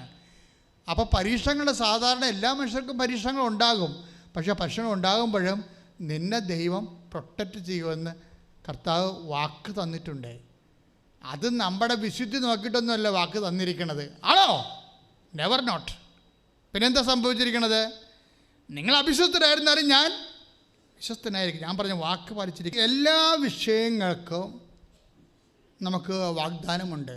ഇപ്പോൾ ഉറ്റവർ മരിച്ചാൽ, ഉടയവർ പിരിഞ്ഞു പോയാൽ, നീ വിധവയായാൽ, അല്ലെങ്കിൽ നീ സിംഗിളായി പോയാൽ എല്ലാത്തിനും കറസ്പോണ്ടിങ് വാഗ്ദാനമുണ്ട് നിന്നെ നിലനിർത്താൻ വേണ്ടി കറസ്പോണ്ടിങ് വാഗ്ദാനമുണ്ട്. അതുകൊണ്ടാണ് നീ ആ ദൈവത്തിൽ ആശ്രയിക്കാൻ പറയണത്. ആ ദൈവത്തിൽ ആശ്രയിച്ച് കഴിയുമ്പോൾ ജോഷുവായെ ശക്തിപ്പെടുത്തിയ, നമ്മുടെ പിതാക്കന്മാരെ ശക്തിപ്പെടുത്തിയ, നമ്മുടെ കർത്താവ് യേശു ക്രിസ്തുവിനെ ശക്തിപ്പെടുത്തിയ ദൈവത്തിൻ്റെ ആത്മാവ് നമുക്ക് അവകാശമായി തന്നിരിക്കുകയാണ്. അത് ശക്തിപ്പെടുത്താൻ നമുക്ക് ദൈവത്തിൻ്റെ വാഗ്ദാനം ഉണ്ടെങ്കിലും ആ വാഗ്ദാനം നമ്മൾ പ്രാപിക്കണത് ഉടമ്പടി പ്രകാരമാണ്. അപ്പോൾ ഉടമ്പടി ചെയ്യുമ്പോൾ നമ്മൾ ഓർക്കേണ്ടതെന്ന് വെച്ചാൽ ദൈവത്തിൻ്റെ എല്ലാ വാഗ്ദാനങ്ങൾക്കും നമ്മുടെ ജീവിത ചുറ്റുപാടുകൾക്ക് അനപേക്ഷണീയമായ യോജിക്കുന്ന എല്ലാ വാഗ്ദാനങ്ങൾക്കും നമ്മൾ അവകാശികളായി മാറുകയാണ്. ആ അവകാശം ഗ്യാരണ്ടി ചെയ്യണം. മനസ്സിലായില്ലേ? ഇപ്പോൾ നമ്മൾ SLC പാസ് എന്ന് എഴുതി വെച്ചിട്ടുണ്ട്. അതിൻ്റെ അർത്ഥം എന്താ? താഴെ എഴുതിയിട്ടുണ്ട്. എൻ്റെ SLC ബുക്ക് പാസ് എന്ന് എഴുതിയിട്ടില്ലേ? താഴെ എഴുതിയിരിക്കണത് എന്താണ്? നിങ്ങൾ ഹയർ എഡ്യൂക്കേഷന് ക്വാളിഫൈഡ് ആണെന്നാണ്. എന്നിട്ട് എത്ര ശതമാനം പേർക്ക് ഹയർ എഡ്യൂക്കേഷൻ കിട്ടി? അതാണ് പ്രശ്നം. മനസ്സിലായില്ലേ? അതായത് ഹയർ എഡ്യൂക്കേഷന് വേണ്ടി ക്വാളിഫൈഡ് ആണെന്ന് പറഞ്ഞ് നമ്മൾ പാസ്സെന്ന് പറഞ്ഞ് ഗവൺമെൻറ് കൺട്രോളർ എക്സാമിന് നമുക്ക് ഒപ്പിട്ട് തരുന്നുണ്ട്. പക്ഷേ ഒപ്പിട്ട് തന്നാലും നമുക്ക് സീറ്റ് കിട്ടണമെന്ന് നിർബന്ധമില്ല. എന്താ കാര്യം? ഇവിടെ മത്സരമാണ്. നമ്മളെക്കാൾ കേമന്മാർ കയറിപ്പോകും. പക്ഷെ ഉടമ്പടി വർക്ക് ചെയ്യണ കേമത്വത്തിലല്ല, കർത്താവിൻ്റെ കൃപയിലാണ്. ടീച്ചർ അവിടെ നിന്ന് ഇറങ്ങുന്നും പറഞ്ഞ് മൈഗ്രേഷൻ്റെ എല്ലാ പേപ്പറുകളും കിട്ടും. യൂണിവേഴ്സിറ്റിയിൽ 5-10 ഡിപ്പാർട്ട്മെൻറ്റിലായിരിക്കും, അതിൻ്റെ 5 ടേബിളിലായിരിക്കും ഈ പേപ്പറെല്ലാം, അല്ലേ? സൂപ്രണ്ട് തൊട്ട് പിയൂൺ വരെ ഡയറക്ടർ വരെ ഇങ്ങനെ ഞാൻ കുറേ പ്രാവശ്യം പോയിട്ടുള്ളതാണ് പല കാര്യങ്ങൾക്ക് വേണ്ടി പലയിടത്തും. അപ്പോഴേ നമുക്കറിയാം ഗവൺമെൻറ് ഓഫീസിൽ പോകുമ്പോൾ അതിന് ടൈം എടുക്കും. അതിൻ്റെ മുറ പോലെ പോകത്തുള്ളൂ. അപ്പോൾ അങ്ങനെ വരുമ്പോൾ സ്വാഭാവികമായിട്ട് നമ്മൾ അടുത്ത ടേബിളിലുള്ള ആളായിരിക്കും ഒപ്പിട്ട് തരേണ്ടത്. അപ്പോൾ അങ്ങനെ അവിടെ ഉണ്ടാകത്തില്ല, ചിലപ്പോൾ അങ്ങനെ ലീവിലായിരിക്കും, അതിന് പകരം ആളെ വെച്ച് കാണത്തില്ല. അപ്പോൾ ഇങ്ങനെയൊക്കെയുള്ള കുറേ പ്രോബ്ലംസ് ഉണ്ട്. അപ്പോൾ ടീച്ചർ എന്താ പറഞ്ഞത്? ടീച്ചർ ഉപ്പിട്ടിട്ട് വിശ്വാസപ്രമാണം ചേച്ചും പറയുകയാണ്, എല്ലാ പേപ്പറും കൊണ്ട് ഈശോയെ എന്നെ ഇവിടുന്ന് പറഞ്ഞു വിടാവൂ. തന്നെയല്ല, ജയിച്ച സർട്ടിഫിക്കറ്റ് തരണം. അത് കർത്താവ് തരുമെന്നുള്ളത് ഇവിടെ മനസ്സിൽ പരിശുദ്ധാത്മാവ് പറയുന്നുണ്ട്. അതാണ് രസം. ഇതിനകത്ത് എൻ്റെ പ്രോബ്ലം എന്ന് പറയണത് ഈ ഉടമ്പടിയിലുള്ള പ്രസൻസ് ഒരു പ്രോബ്ലമാണ് എപ്പോഴും. അതെപ്പോഴും നിങ്ങൾ എൻ്റെ മക്കൾ വളരെ ശ്രദ്ധിക്കണം. വേറെ ഒരു പ്രാർത്ഥനയ്ക്കും ഇല്ലാത്ത വളരെ ക്ലിയർ കട്ട് ഗ്യാരൻറ്റീഡ് ആയിട്ടുള്ളൊരു പ്രോമിസാണ് ദ പ്രസൻസ്. അതായത് കൃത്യമായിട്ട് I will come with you. എല്ലാ ഉടമ്പടി ധ്യാനത്തിലും ഞാൻ പറയും. കാര്യം പറയാതിരിക്കാൻ പറ്റത്തില്ല. അതിലാണിത് വർക്ക് ചെയ്യണത്. അതായത് 33:14, ജോഷുവ 1:9, പുറപ്പാട് 33:14, ജോഷുവ 1:9 എന്താ പറയണത്? I will come with you wherever you go. എവിടെ പോയി? യൂണിവേഴ്സിറ്റിയിലല്ല, ഏത് സ്റ്റേബിളിൽ പോയാലും ഞാൻ നിൻ്റെ കൂടെ ഉണ്ടാകും, ബൈ പേഴ്സൺ ഉണ്ടാകും. എന്നിട്ട് ടീച്ചർ ആ സർട്ടിഫിക്കറ്റ് കൈ കിട്ടുമ്പോഴേ ജയിക്കുക മാത്രമല്ല 30 മാർക്ക് കൂടുതലാണ്. അച്ഛൻ എന്താ ഹൈലൈറ്റ് ചെയ്യാനാണ് ഉദ്ദേശിക്കുന്നത് വെച്ച് കഴിഞ്ഞാൽ, ഇവർ വന്നൊരു വഴി കണ്ടില്ലേ, ഇല്ലേ? ഇവരുടെ അമ്മയുടെ മരണത്തോടു കൂടി ഇവർ ഡൗൺ 0- നിന്ന് ഇവർ പതുക്കെ ഓരോരോ കാര്യങ്ങൾക്ക് പതുക്കെ അതിനിടയ്ക്ക് ഓരോ അനുഗ്രഹത്തിന് മുമ്പും ഒരു ടെൻഷൻ ഉണ്ടാകും. അതെങ്ങനെയാണ്? എപ്പോഴും അങ്ങനെയാണ്. എനിക്കത് ഫീൽ ചെയ്യുന്നുണ്ട്. ഞാൻ എൻ്റെ ജീവിതത്തിലുണ്ടായിട്ടുള്ള ദൈവികമായ എല്ലാ ഇടപെടലിൻ്റെ മുമ്പും നമ്മൾ ഭയങ്കര സംഘർഷത്തിലൂടെ ആയിരിക്കും. ഇപ്പോൾ ഞാൻ പണ്ട് പുറത്തൊക്കെ ധ്യാനിപ്പിക്കാൻ പോകുമായിരുന്നു. ഇപ്പോൾ പോകാൻ പറ്റാത്തൊരവസ്ഥയാണ്. പക്ഷേ പോകുമെങ്കിൽ ചില ധ്യാനങ്ങളൊക്കെ ഞാൻ എൻ്റെ ഇടവകയിൽ നിന്ന് ആ ധ്യാനസ്ഥലം വരെ ശ്രദ്ധിച്ചിട്ടുണ്ട്. ഒന്ന് ചിന്തിച്ച് നോക്കി. ഒരു അച്ഛൻ, ഞാനാണ് ലോകം മാറ്റാത്ത ഒരാളാണ്. അതിപ്പോൾ അമ്പിളിയൊക്കെ വിട്ടിട്ടുണ്ട്. അമ്പിളിയുടെയൊക്കെ 12 ടവലൊക്കെയാണ്. അമ്പിളി പണ്ട് പോലെ എൻ്റെ കൂടെ ഉള്ളതാണ്, 10-30 കൊല്ലം മുമ്പുള്ള.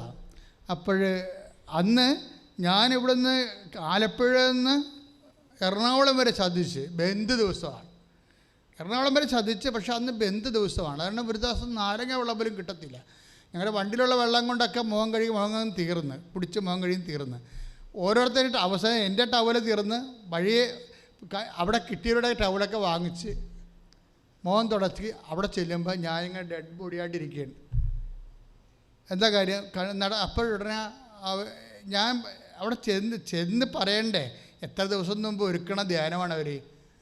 അപ്പോൾ അത് അവിടെ ചെന്നിട്ട് ധ്യാനം ഇരുന്ന് വിളിച്ചു പറയാൻ പറ്റുമോ? അപ്പോൾ എൻ്റെ അവസ്ഥ കണ്ടിട്ട് അവർ മനസ്സിലാക്കാൻ വേണ്ടി ഞങ്ങളവിടെ ചെന്ന്. പക്ഷേ നമ്മളീ പൊക്കിയെടുത്തിട്ട് വരത്തില്ല, ആംബുലൻസിൽ നിന്ന് കൊണ്ടുവരത്തില്ലേ, എടുത്തുകൊണ്ട് പറഞ്ഞ പോലെ എന്നെ കൊണ്ടില്ലണത്.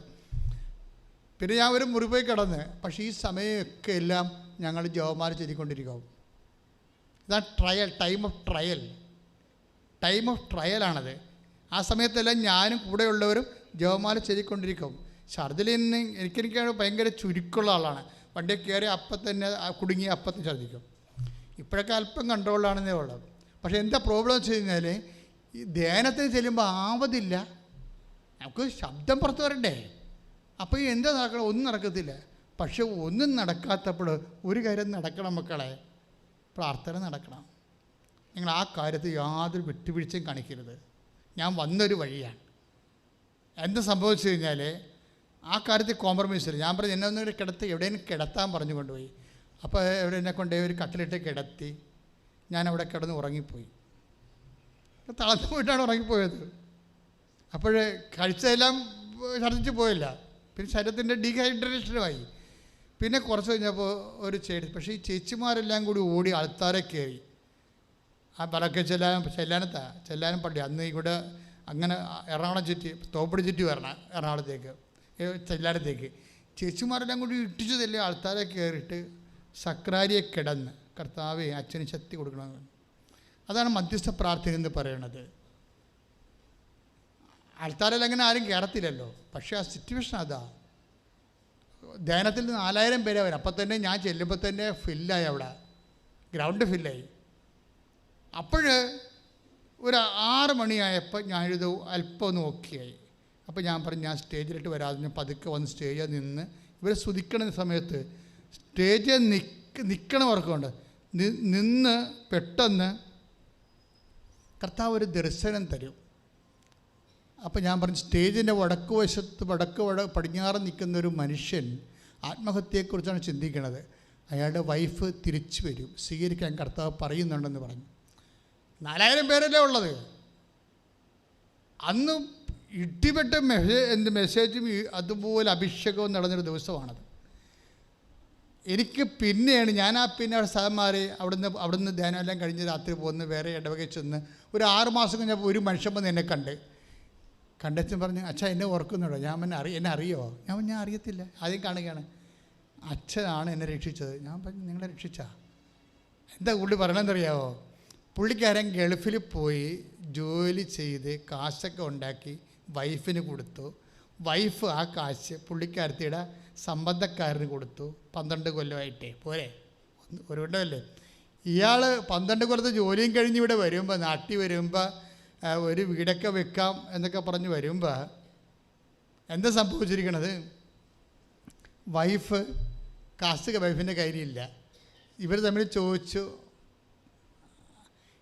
അയാളെ ഈ വൈദ്യൻ ഇച്ഛിച്ചതും രോഗി ഇച്ഛിച്ചതും പോലെ വൈദ്യൻ കൽപ്പിച്ചതും പോലെന്ന് പറഞ്ഞ് 2 അടി കിട്ടുക എന്നുള്ളതായിരുന്നു അവരുദ്ദേശിച്ചത്. ആ അടി അവർ മേടിച്ച് അവരപ്പത്തിന് സൂട്ട് കേസും കൊണ്ടു പോവുകയും ചെയ്തു. അവർ പോയി, അവരെ പിന്നെ കണ്ടില്ല. അവർ ആ മറ്റേ ഇയാളുടെ പൈസ എല്ലാം എടുത്ത് മറ്റവനെ കൊടുത്തായിരുന്നല്ല, അവൻ്റെ ഇവിടെ ഒളിച്ചോടി. അപ്പോൾ ഇതിൻ്റെ സങ്കടം സഹിക്കാൻ വയ്യാതെ ഇയാളുടെ സങ്കടം സഹിക്കാൻ വയ്യാതെ ഇവൻ്റെ അമ്മയെടുത്ത് വന്ന് പറയും, അമ്മേ അവളെ കാണാനില്ല, കാശും കാണാനില്ലെന്ന് പറയും. അപ്പോൾ ഇവിടെ മരപ്പെട്ടി നിനക്ക് അങ്ങനെ തന്നെ വേണമെന്ന് പറയും. എന്താ കാര്യം വെച്ച് കഴിഞ്ഞാൽ ഈ ഭാര്യനെ കിട്ടിയപ്പോൾ അമ്മയെ ഉപേക്ഷിച്ചൊരു കക്ഷിയാണ്. ചിലക്ക് അങ്ങനെ ഒരു മണ്ടത്തരം പറ്റുക. ഭാര്യനെ കിട്ടിക്കഴിഞ്ഞാൽ ഉടനെ അമ്മയെ ഉപേക്ഷിക്കും. ഡൈവേഴ്സ് അവിടെയാണ് ആദ്യം സംഭവിക്കുന്നത്. പിന്നെ അതായത് ആദ്യം ഡൈവേഴ്സ് സംഭവിക്കണം മാതാപിതാക്കന്മാരോട് ഡൈവേഴ്സാണല്ലോ ആദ്യം സംഭവിക്കുന്നത്. മണ്ടത്തകളൊന്നും കാണിച്ചേക്കരുത് കേട്ടോ. ആരുമായിട്ടും ഡൈവേഴ്സ് ചെയ്യണത് കർത്താവിന് ഇഷ്ടമില്ല. ഇപ്പോൾ ഡൈവേഴ്സ് എന്ന വാക്ക് നിങ്ങൾ ഉപയോഗിക്കുന്നത് ഭാര്യ ഭർത്താക്കന്മാരെന്ന് ആണെങ്കിലും കർത്താവിൻ്റെ തിരുസന്നിധിയിൽ മാതാപിതാക്കന്മാരെ ബഹുമാനിക്കാൻ പറയുമ്പോൾ തന്നെ ഡൈവേഴ്സ് ചെയ്യരുന്നല്ലേ എൻ്റെ അടുത്ത മാതാപിതാക്കന്മാരെ. അപ്പോൾ ഇയാളുടെ സങ്കടം കാരണം ഇയാൾ വന്ന് പെങ്ങളോട് പറയണം. പെങ്ങളോട് പറയുമ്പോൾ പെങ്ങളും പണിയാണ്. ഇവരോട് പല പ്രാവശ്യം പറഞ്ഞിട്ടുണ്ട് ഇവർക്ക് ചുറ്റിക്കളി കൂടുതലാണെന്ന്. പെങ്ങൾ പല പ്രാവശ്യം പറഞ്ഞിട്ടുണ്ട് ഇവർക്ക് ചുറ്റിക്കളി കൂടുതലാണെന്ന്. എന്നിട്ട് ആ പൊട്ടൻ ശുദ്ധഗതിക്കാരൻ ഉള്ള കാശെല്ലാം അവർക്ക് കൊടുത്ത്. ഇപ്പോൾ പെങ്ങളെന്താ പറയണത്? നീ പോയി കെട്ടി തൂങ്ങണമെന്ന് പറഞ്ഞ് അവർക്ക് വിറഞ്ഞിട്ടാണ് പറഞ്ഞത്. അപ്പോൾ ഇപ്പോൾ എല്ലാ ഭാര്യയും പോയി, അമ്മയും പോയി, പെങ്ങളും പോയില്ലേ. ഈ മനുഷ്യൻ കെട്ടിത്തൂങ്ങാൻ വേണ്ടി അരൂര് പോയി കായലിൽ ചാടാൻ വേണ്ടി വന്ന് നിൽക്കുകയാണ്. എവിടെ? ഈ എറണാകുളത്തെ ബസ് സ്റ്റോപ്പിൽ വന്ന് നിൽക്കുകയാണ്. അപ്പോഴാണ് ഞാനും ഛർദിലും കൂടി അടിച്ചതിലുള്ളത്. എന്നെ ഇവർ പിടിച്ചിറക്കുകയല്ലേ. പിടിച്ചിറക്കുമ്പോൾ പുള്ളിക്കാരൻ പറയണത്, അപ്പോൾ ഞാൻ അവശനായിട്ട് കക്ഷത്ത് കൈയിട്ടാണല്ലോ ബസ്സിൽ വണ്ടിയിൽ നിന്ന് ഇറങ്ങണത്. ഇറങ്ങുമ്പോൾ അയാൾ പറയണത് അയാളെ ഞാൻ നോക്കിയെന്നാണ്. ആരെ നോക്കാം, എനിക്ക് എന്നെ തന്നെ നോക്കാൻ പറ്റാത്ത അവസ്ഥ. പെട്ടെന്ന് അയാൾ പറയണതേ ഒരു മിന്നൽ പായണ പോലെ തോന്നി വെച്ചാ. ഞാൻ പിന്നെ ഓടി. വണ്ടി 6:30 വരണത്. ഒരു വണ്ടി ബന്ധു തിരിയണ 6 മണിക്കാണ്. 6:30 വണ്ടിയുണ്ട്. ആ വണ്ടിക്ക് അരൂര് പോയി ചാടാൻ പോകുകയാണ് കായലിൽ. അപ്പോൾ ഞാൻ ഓർത്ത് എന്നാൽ ധ്യാനത്തിൽ കൂടാവുന്ന. അങ്ങനെ ആ പാവപ്പെട്ടവൻ ആ പെട്ടെന്നുള്ളൊരു ഇതിൽ പോയി ധ്യാനത്ത് നിന്നപ്പോഴാണ് അവൻ്റെ പേര് പറയണത്. ഇന്ന ആൾ ഇന്ന സ്ഥലത്ത് നിൽക്കുന്നുണ്ട്, അവൻ ആത്മഹത്യ ചെയ്യരുതെന്ന് കർത്താവ് പറയണം. അവൻ്റെ വൈഫ് തിരിച്ചു വരും, അവളെ സ്വീകരിക്കാൻ ഈശോ പറയണമെന്ന്. ഈ പറയണ സമയത്ത് തന്നെ ഈ മനുഷ്യനെ വേറെ അന്യപുരുഷൻ്റെ കൂടെ പോയ വൈഫിനെ സ്വീകരിക്കാനുള്ള അഭിഷേകം കർത്താവ് കൊടുത്തു. ഇത്ര അഭിഷേകമാണ്. നമുക്ക് കർത്താവ് ആരാണെന്ന് അറിയണമെങ്കിൽ നമ്മളൊരു 1000 പ്രാവശ്യം ഇവിടെ ജീവിക്കാൻ വേണ്ടി ആഗ്രഹിക്കും. നമ്മൾ അത്രയ്ക്ക് വലുതാണ്. നിൻ്റെ വൈഫ് പോയാലും, നിൻ്റെ ജീവിത പങ്കാളി പോയാലും, നിൻ്റെ കുഞ്ഞുങ്ങൾ പോയാലും കർത്താവിന് സ്വന്തമായിട്ട് ആരോ പോയ പോലെ തോന്നും. നിൻ്റെ മനസ്സിൻ്റെ വേദന മനസ്സിലാക്കും. ഈ 4000 പേരുടെ കൂട്ടത്തിൽ നിന്ന് നിന്നെ മാത്രം ട്രേസ് ഔട്ട് ചെയ്യും. ദാറ്റ് ഈസ് നിൻ്റെ ദൈവം. അതാണ്. കൈയിടിച്ച് കർത്താവ്. എല്ലാവരും എഴുന്നേൽക്കുക.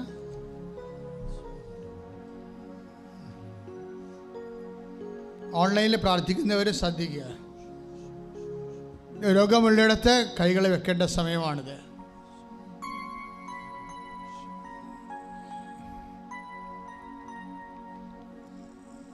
ശ്വാസകോശങ്ങളിൽ രോഗമുള്ളവർക്ക് നെഞ്ചത്ത് കൈവെക്കാം. യേശുനാമത്തിലാണ് കൈകൾ വെക്കണമെന്ന് കർത്താവിനോട് നീ ഏറ്റു പറഞ്ഞിരിക്കണം. ആകാശത്തിനും ഭൂമിയെ സൃഷ്ടിച്ച കർത്താവിൻ്റെ നാമത്തിൽ തൊണ്ട വേദനയുള്ളവർക്കും സിസ്റ്റുള്ളവർക്കും ഗ്ലോയിറ്ററിൻ്റെ അസുഖമുള്ളവർക്കോ തൈറോയിഡ് ഉള്ളവർക്കും തൊണ്ടയിൽ കൈവെക്കാം. വിശ്വാസ പ്രമാണം ചെയ്തുകൊണ്ടിരിക്കണം. എവിടെയാണ് തലയിലോ കണ്ണിലോ മൂക്കിലോ സെൻസേഷൻ ഇല്ലാത്തവർക്ക്, കാഴ്ച കുറവുള്ളവർക്ക്, ചെവി കേൾക്കാൻ പാടില്ലാത്തവർ, അവരൊക്കെ നെറ്റിയിൽ കൈവച്ച് പ്രാർത്ഥിക്കണം. വിശ്വാസ പ്രമാണമാണ് ചെല്ലേണ്ടത്. അടിവയറ്റ് വേദനയുള്ളവർ, മൂത്രാശയത്തിൽ കല്ലുള്ളവർ, കിഡ്നിയിൽ കല്ലുള്ളവർ, പാൻക്രിയാസിൽ കല്ലുള്ളവർ, വീർപ്പുള്ളവർ, കരളിന് വേദനയുള്ളവർ, ഹൃദയത്തിന് ആഘാതമുള്ളവർ എല്ലാം ആ സ്ഥലത്ത് കൈവെക്കുക. ഒന്നിൽ കൂടുതൽ രോഗങ്ങളുള്ളവർ കൈ സ്വസ്തിക പോലെ എടുത്ത് കൈവയ്ക്കണം. 5-6 രോഗങ്ങളുള്ളവരില്ലേ, അവർക്ക് പൂർണ്ണമായ ശരീരത്തെ കർത്താവിനെ ഏൽപ്പിക്കണം. അച്ഛൻ പ്രാർത്ഥിക്കുമ്പോൾ സ്തുതിക്കണം. കർത്താവിന് ശക്തി നിങ്ങളിലേക്ക് കടന്നു വരേണ്ട സമയമാണ്. കർത്താവേ, നിന്റെ വിശുദ്ധ പൗരോഹിത്യത്തെ മഹത്വപ്പെടുത്തണമേ. സ്തുതിക്കട്ടെ. കർത്താവേ, ശക്തി ഒഴുകണമെന്ന് പ്രാർത്ഥിക്കുന്നു. കർത്താവേ, നിന്റെ വിശുദ്ധ പൗരോഹിത്യത്തെ മഹത്വപ്പെടുത്തണമേ. കർത്താവേ, സഭയിലുള്ള സാന്നിധ്യം പ്രകടമാക്കണമേ.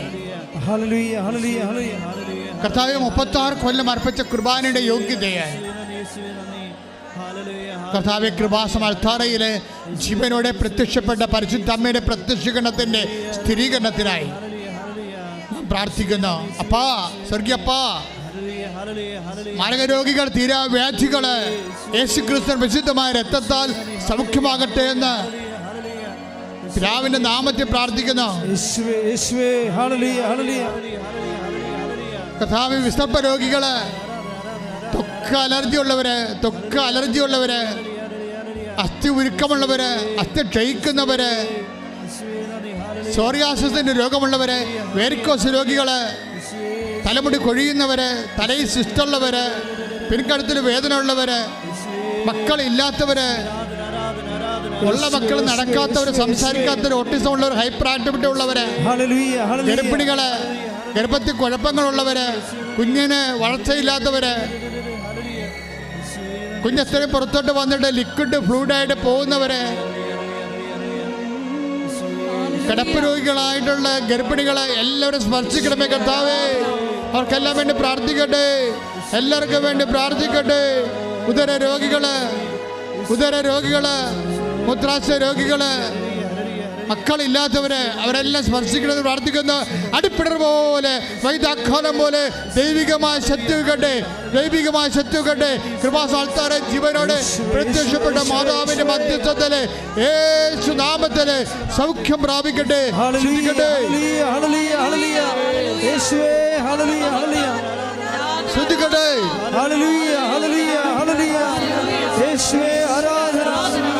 വാദരോഗങ്ങളെ സുഖപ്പെടുത്തണമേ, അപസ്മാര രോഗങ്ങളെ സുഖപ്പെടുത്തണമേ. കാൽ പൊട്ടിയിരിക്കുന്നവരെയും ത്വക്ക് രോഗികളെ സുഖപ്പെടുത്തണമേ. കർത്താവിന്റെ രക്തത്തെ കഴുകട്ടെ.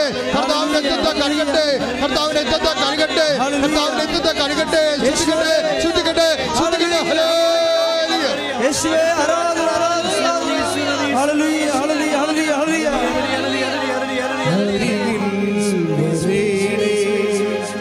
സദയം തുടരേ സുഖമായി എൻ്റെ ഉള്ളം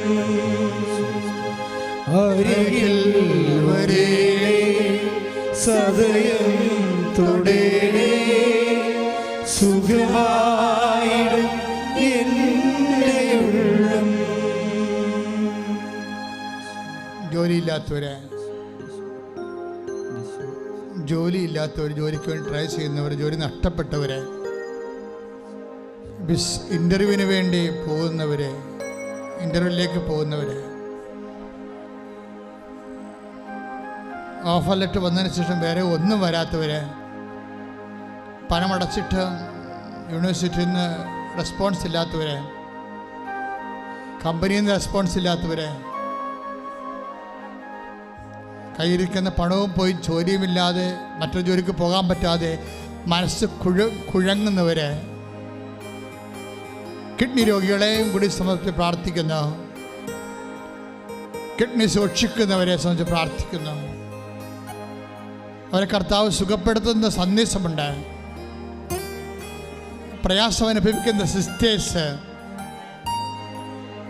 ദൈവവിളിയിൽ പ്രയാസം അനുഭവിക്കുന്ന സിസ്റ്റേഴ്സിനെ ഈശോ കാണിക്കുന്നുണ്ട്.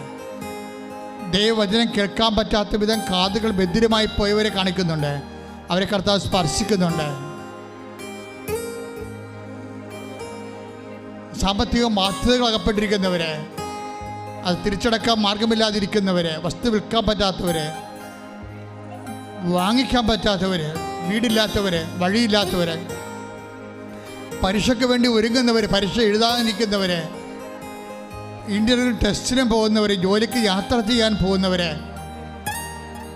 ഭവനത്തിൽ കലഹങ്ങൾ കൊണ്ട് പൊറുതിമുട്ടിരിക്കുന്നവർ, സങ്കടപ്പെട്ടിരിക്കുന്നവർ, പല മയക്കുമരുന്നിനും പലതരത്തിലുള്ള രഹസ്യമായ ബന്ധങ്ങൾക്കും അടിപ്പെട്ടതിൻ്റെ പേരിൽ ജീവിതത്തിൽ നിരാശ അനുഭവിച്ച് ഭാരം അനുഭവിക്കുന്നവർ, ഓരോരോ തരത്തിൽ വിഷമം അനുഭവിക്കുന്നവർ, നാട്ടിലേക്ക് വരാൻ പറ്റാത്ത രീതിയിൽ ജയിലിലായി പോയവർ, വിസ ബ്ലോക്കായി പോയവർ, പാസ്പോർട്ട് വിത്ത് ഹെൽഡായി പോയവർ, എല്ലാ സാങ്കേതികമായ ദുരിതങ്ങളെ വിഷമിക്കുന്നവർ, ബാങ്കിൽ നിന്ന് ലോൺ കിട്ടാത്തവർ, അതിനുള്ള തടസ്സങ്ങളുള്ളവർ, പഠനത്തിന് തടസ്സമുള്ളവർ, അവരുടെ ഓരോരോ ഉൽപ്പന്നങ്ങൾ വിറ്റഴിക്കാൻ മാർഗമില്ലാത്ത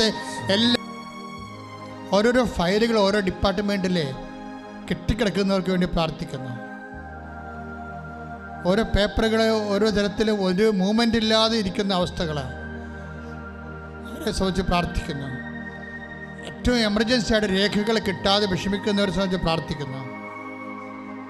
ചില ആൾക്കാരുടെ മർക്കട മുട്ടിയും കടുംപിടുത്തവും വട്ടം ചവിട്ടും കാരണം അവരുടെ ജീവിതത്തിൽ കൊണ്ട് തടസ്സമുള്ള വിവാഹ തടസ്സങ്ങൾക്ക് വേണ്ടി പ്രാർത്ഥിക്കുന്നു. ശാരീരിക പ്രശ്നങ്ങൾ കാരണം വിവാഹ തടസ്സങ്ങൾക്ക് വേണ്ടി പ്രാർത്ഥിക്കുന്നു. സാമ്പത്തിക തടസ്സമുള്ളതുകൊണ്ട് ഉള്ളതുകൊണ്ട് വിവാഹ തടസ്സമുള്ളവർക്ക് വേണ്ടി പ്രാർത്ഥിക്കുന്നു. കുടുംബത്തിൻ്റെ സാഹചര്യം ശരിയല്ലാത്തത് കൊണ്ട് വിവാഹ തടസ്സങ്ങൾക്ക് വേണ്ടി പ്രാർത്ഥിക്കുന്നു. അവിടെ തടസ്സങ്ങൾ ഈശോ എടുത്തു മാറ്റട്ടെ. ശ്രദ്ധിക്കട്ടെ, ശ്രദ്ധിക്കട്ടെ, ശ്രദ്ധിക്കട്ടെ, ശ്രദ്ധിക്കട്ടെ, ശ്രദ്ധിക്കട്ടെ. പേപ്പറിൽ വന്നവർക്ക് വേണ്ടി പ്രാർത്ഥിക്കുന്നു. മലമുകളിലെയും കാട്ടിലെയും പല സ്ഥലങ്ങളിലേക്കും നമുക്ക് കിട്ടിയ സ്ഥലം വിറ്റുമാറ്റാനും പറ്റാത്ത വിഷമിക്കുന്നവർക്ക് വേണ്ടി പ്രാർത്ഥിക്കുന്നു. വാടകയിൽ പെട്ടുപോയവർക്ക് വേണ്ടി പ്രാർത്ഥിക്കുന്നു. വാടകയ്ക്ക് ഇറങ്ങാൻ പറഞ്ഞിരിക്കുന്നവർക്ക് വേണ്ടി പ്രാർത്ഥിക്കുന്നു. ഇങ്ങനെ ഓരോ തരത്തിലും വിഷമിക്കുന്നവരുണ്ട്. വാടക വീട്ടിൽ നിന്ന് ഇറങ്ങാൻ പറഞ്ഞവരുണ്ട്, വാടകയ്ക്ക് വീട് തിരക്ക് നടക്കുന്നവരുണ്ട്, വാടക കൊടുത്തിട്ട് കിട്ടാത്തവരുണ്ട്, പൈസ കിട്ടാത്തവരുണ്ട്, അത് കേസായവരുണ്ട്, പല മേഖലകളിൽ വിഷമിക്കുന്നവരുണ്ട്. അവരെല്ലാവർക്കും വേണ്ടി പ്രാർത്ഥിക്കുന്നു. ഒരു തൊഴിൽ കണ്ടെത്താൻ കഴിയാതിരിക്കുന്നവർ, ചെയ്തുകൊണ്ടിരിക്കുന്ന തൊഴിലുകൾ പല കാരണങ്ങളും നിന്ന് പോയവർ, കോവിഡിന് ശേഷം ഒരു തൊഴിലും ഗുണം പിടിക്കാതിരിക്കുന്നവർ, വരുമാനം എങ്ങനെ ജീവിക്കുമെന്ന് അറിയാൻ പാടില്ലാത്ത അവസാനത്തെ ഒരുപിടി കാശുമായിട്ട് നിൽക്കുന്നവരുണ്ട്. അവരെല്ലാം കർത്താവ് അമ്മയെ, പരിശുദ്ധ അമ്മയെ, അവരുടെ കൈകളിൽ അമ്മ കൂടി പിടിക്കണമേ എന്ന് പ്രാർത്ഥിക്കുന്നു. ശ്രദ്ധിക്കട്ടെ.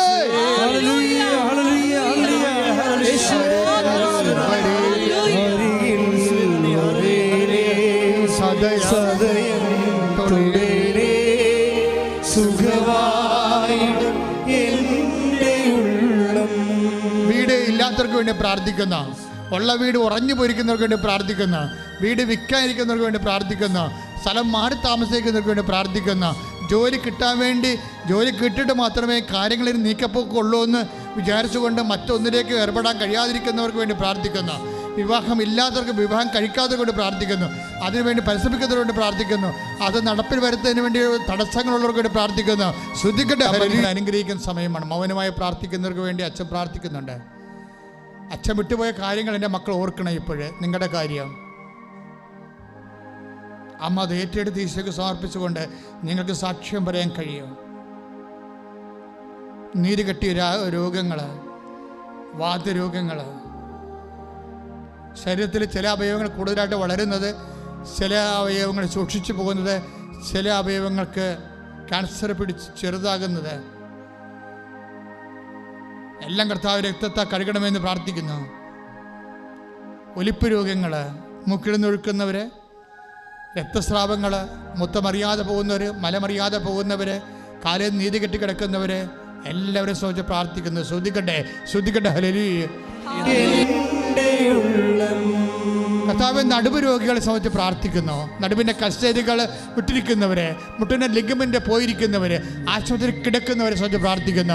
ആശീർവാദം നമുക്ക് ശിരസ് നമിച്ച് സ്വീകരിക്കാം. മൗനമായിട്ട് നമ്മുടെ വിഷയങ്ങൾ ദിവ്യകാരുണ്യ സന്നിധിയിൽ സമർപ്പിക്കാം.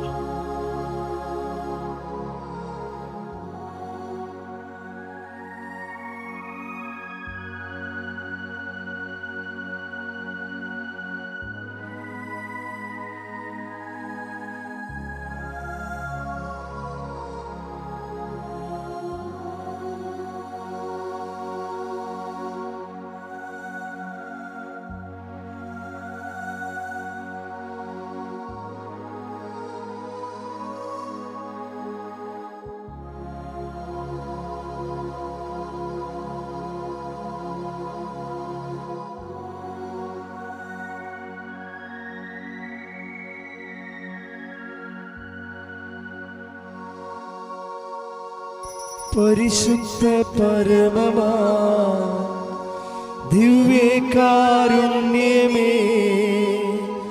എന്നുമെന്നും അങ്ങേക്കാരാധന.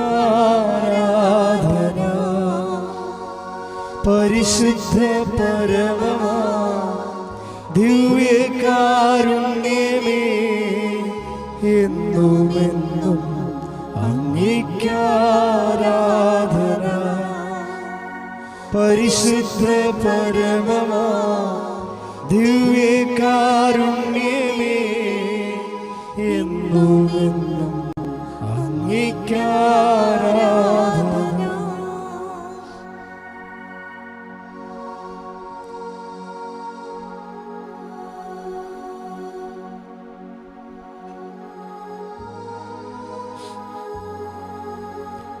ആവേ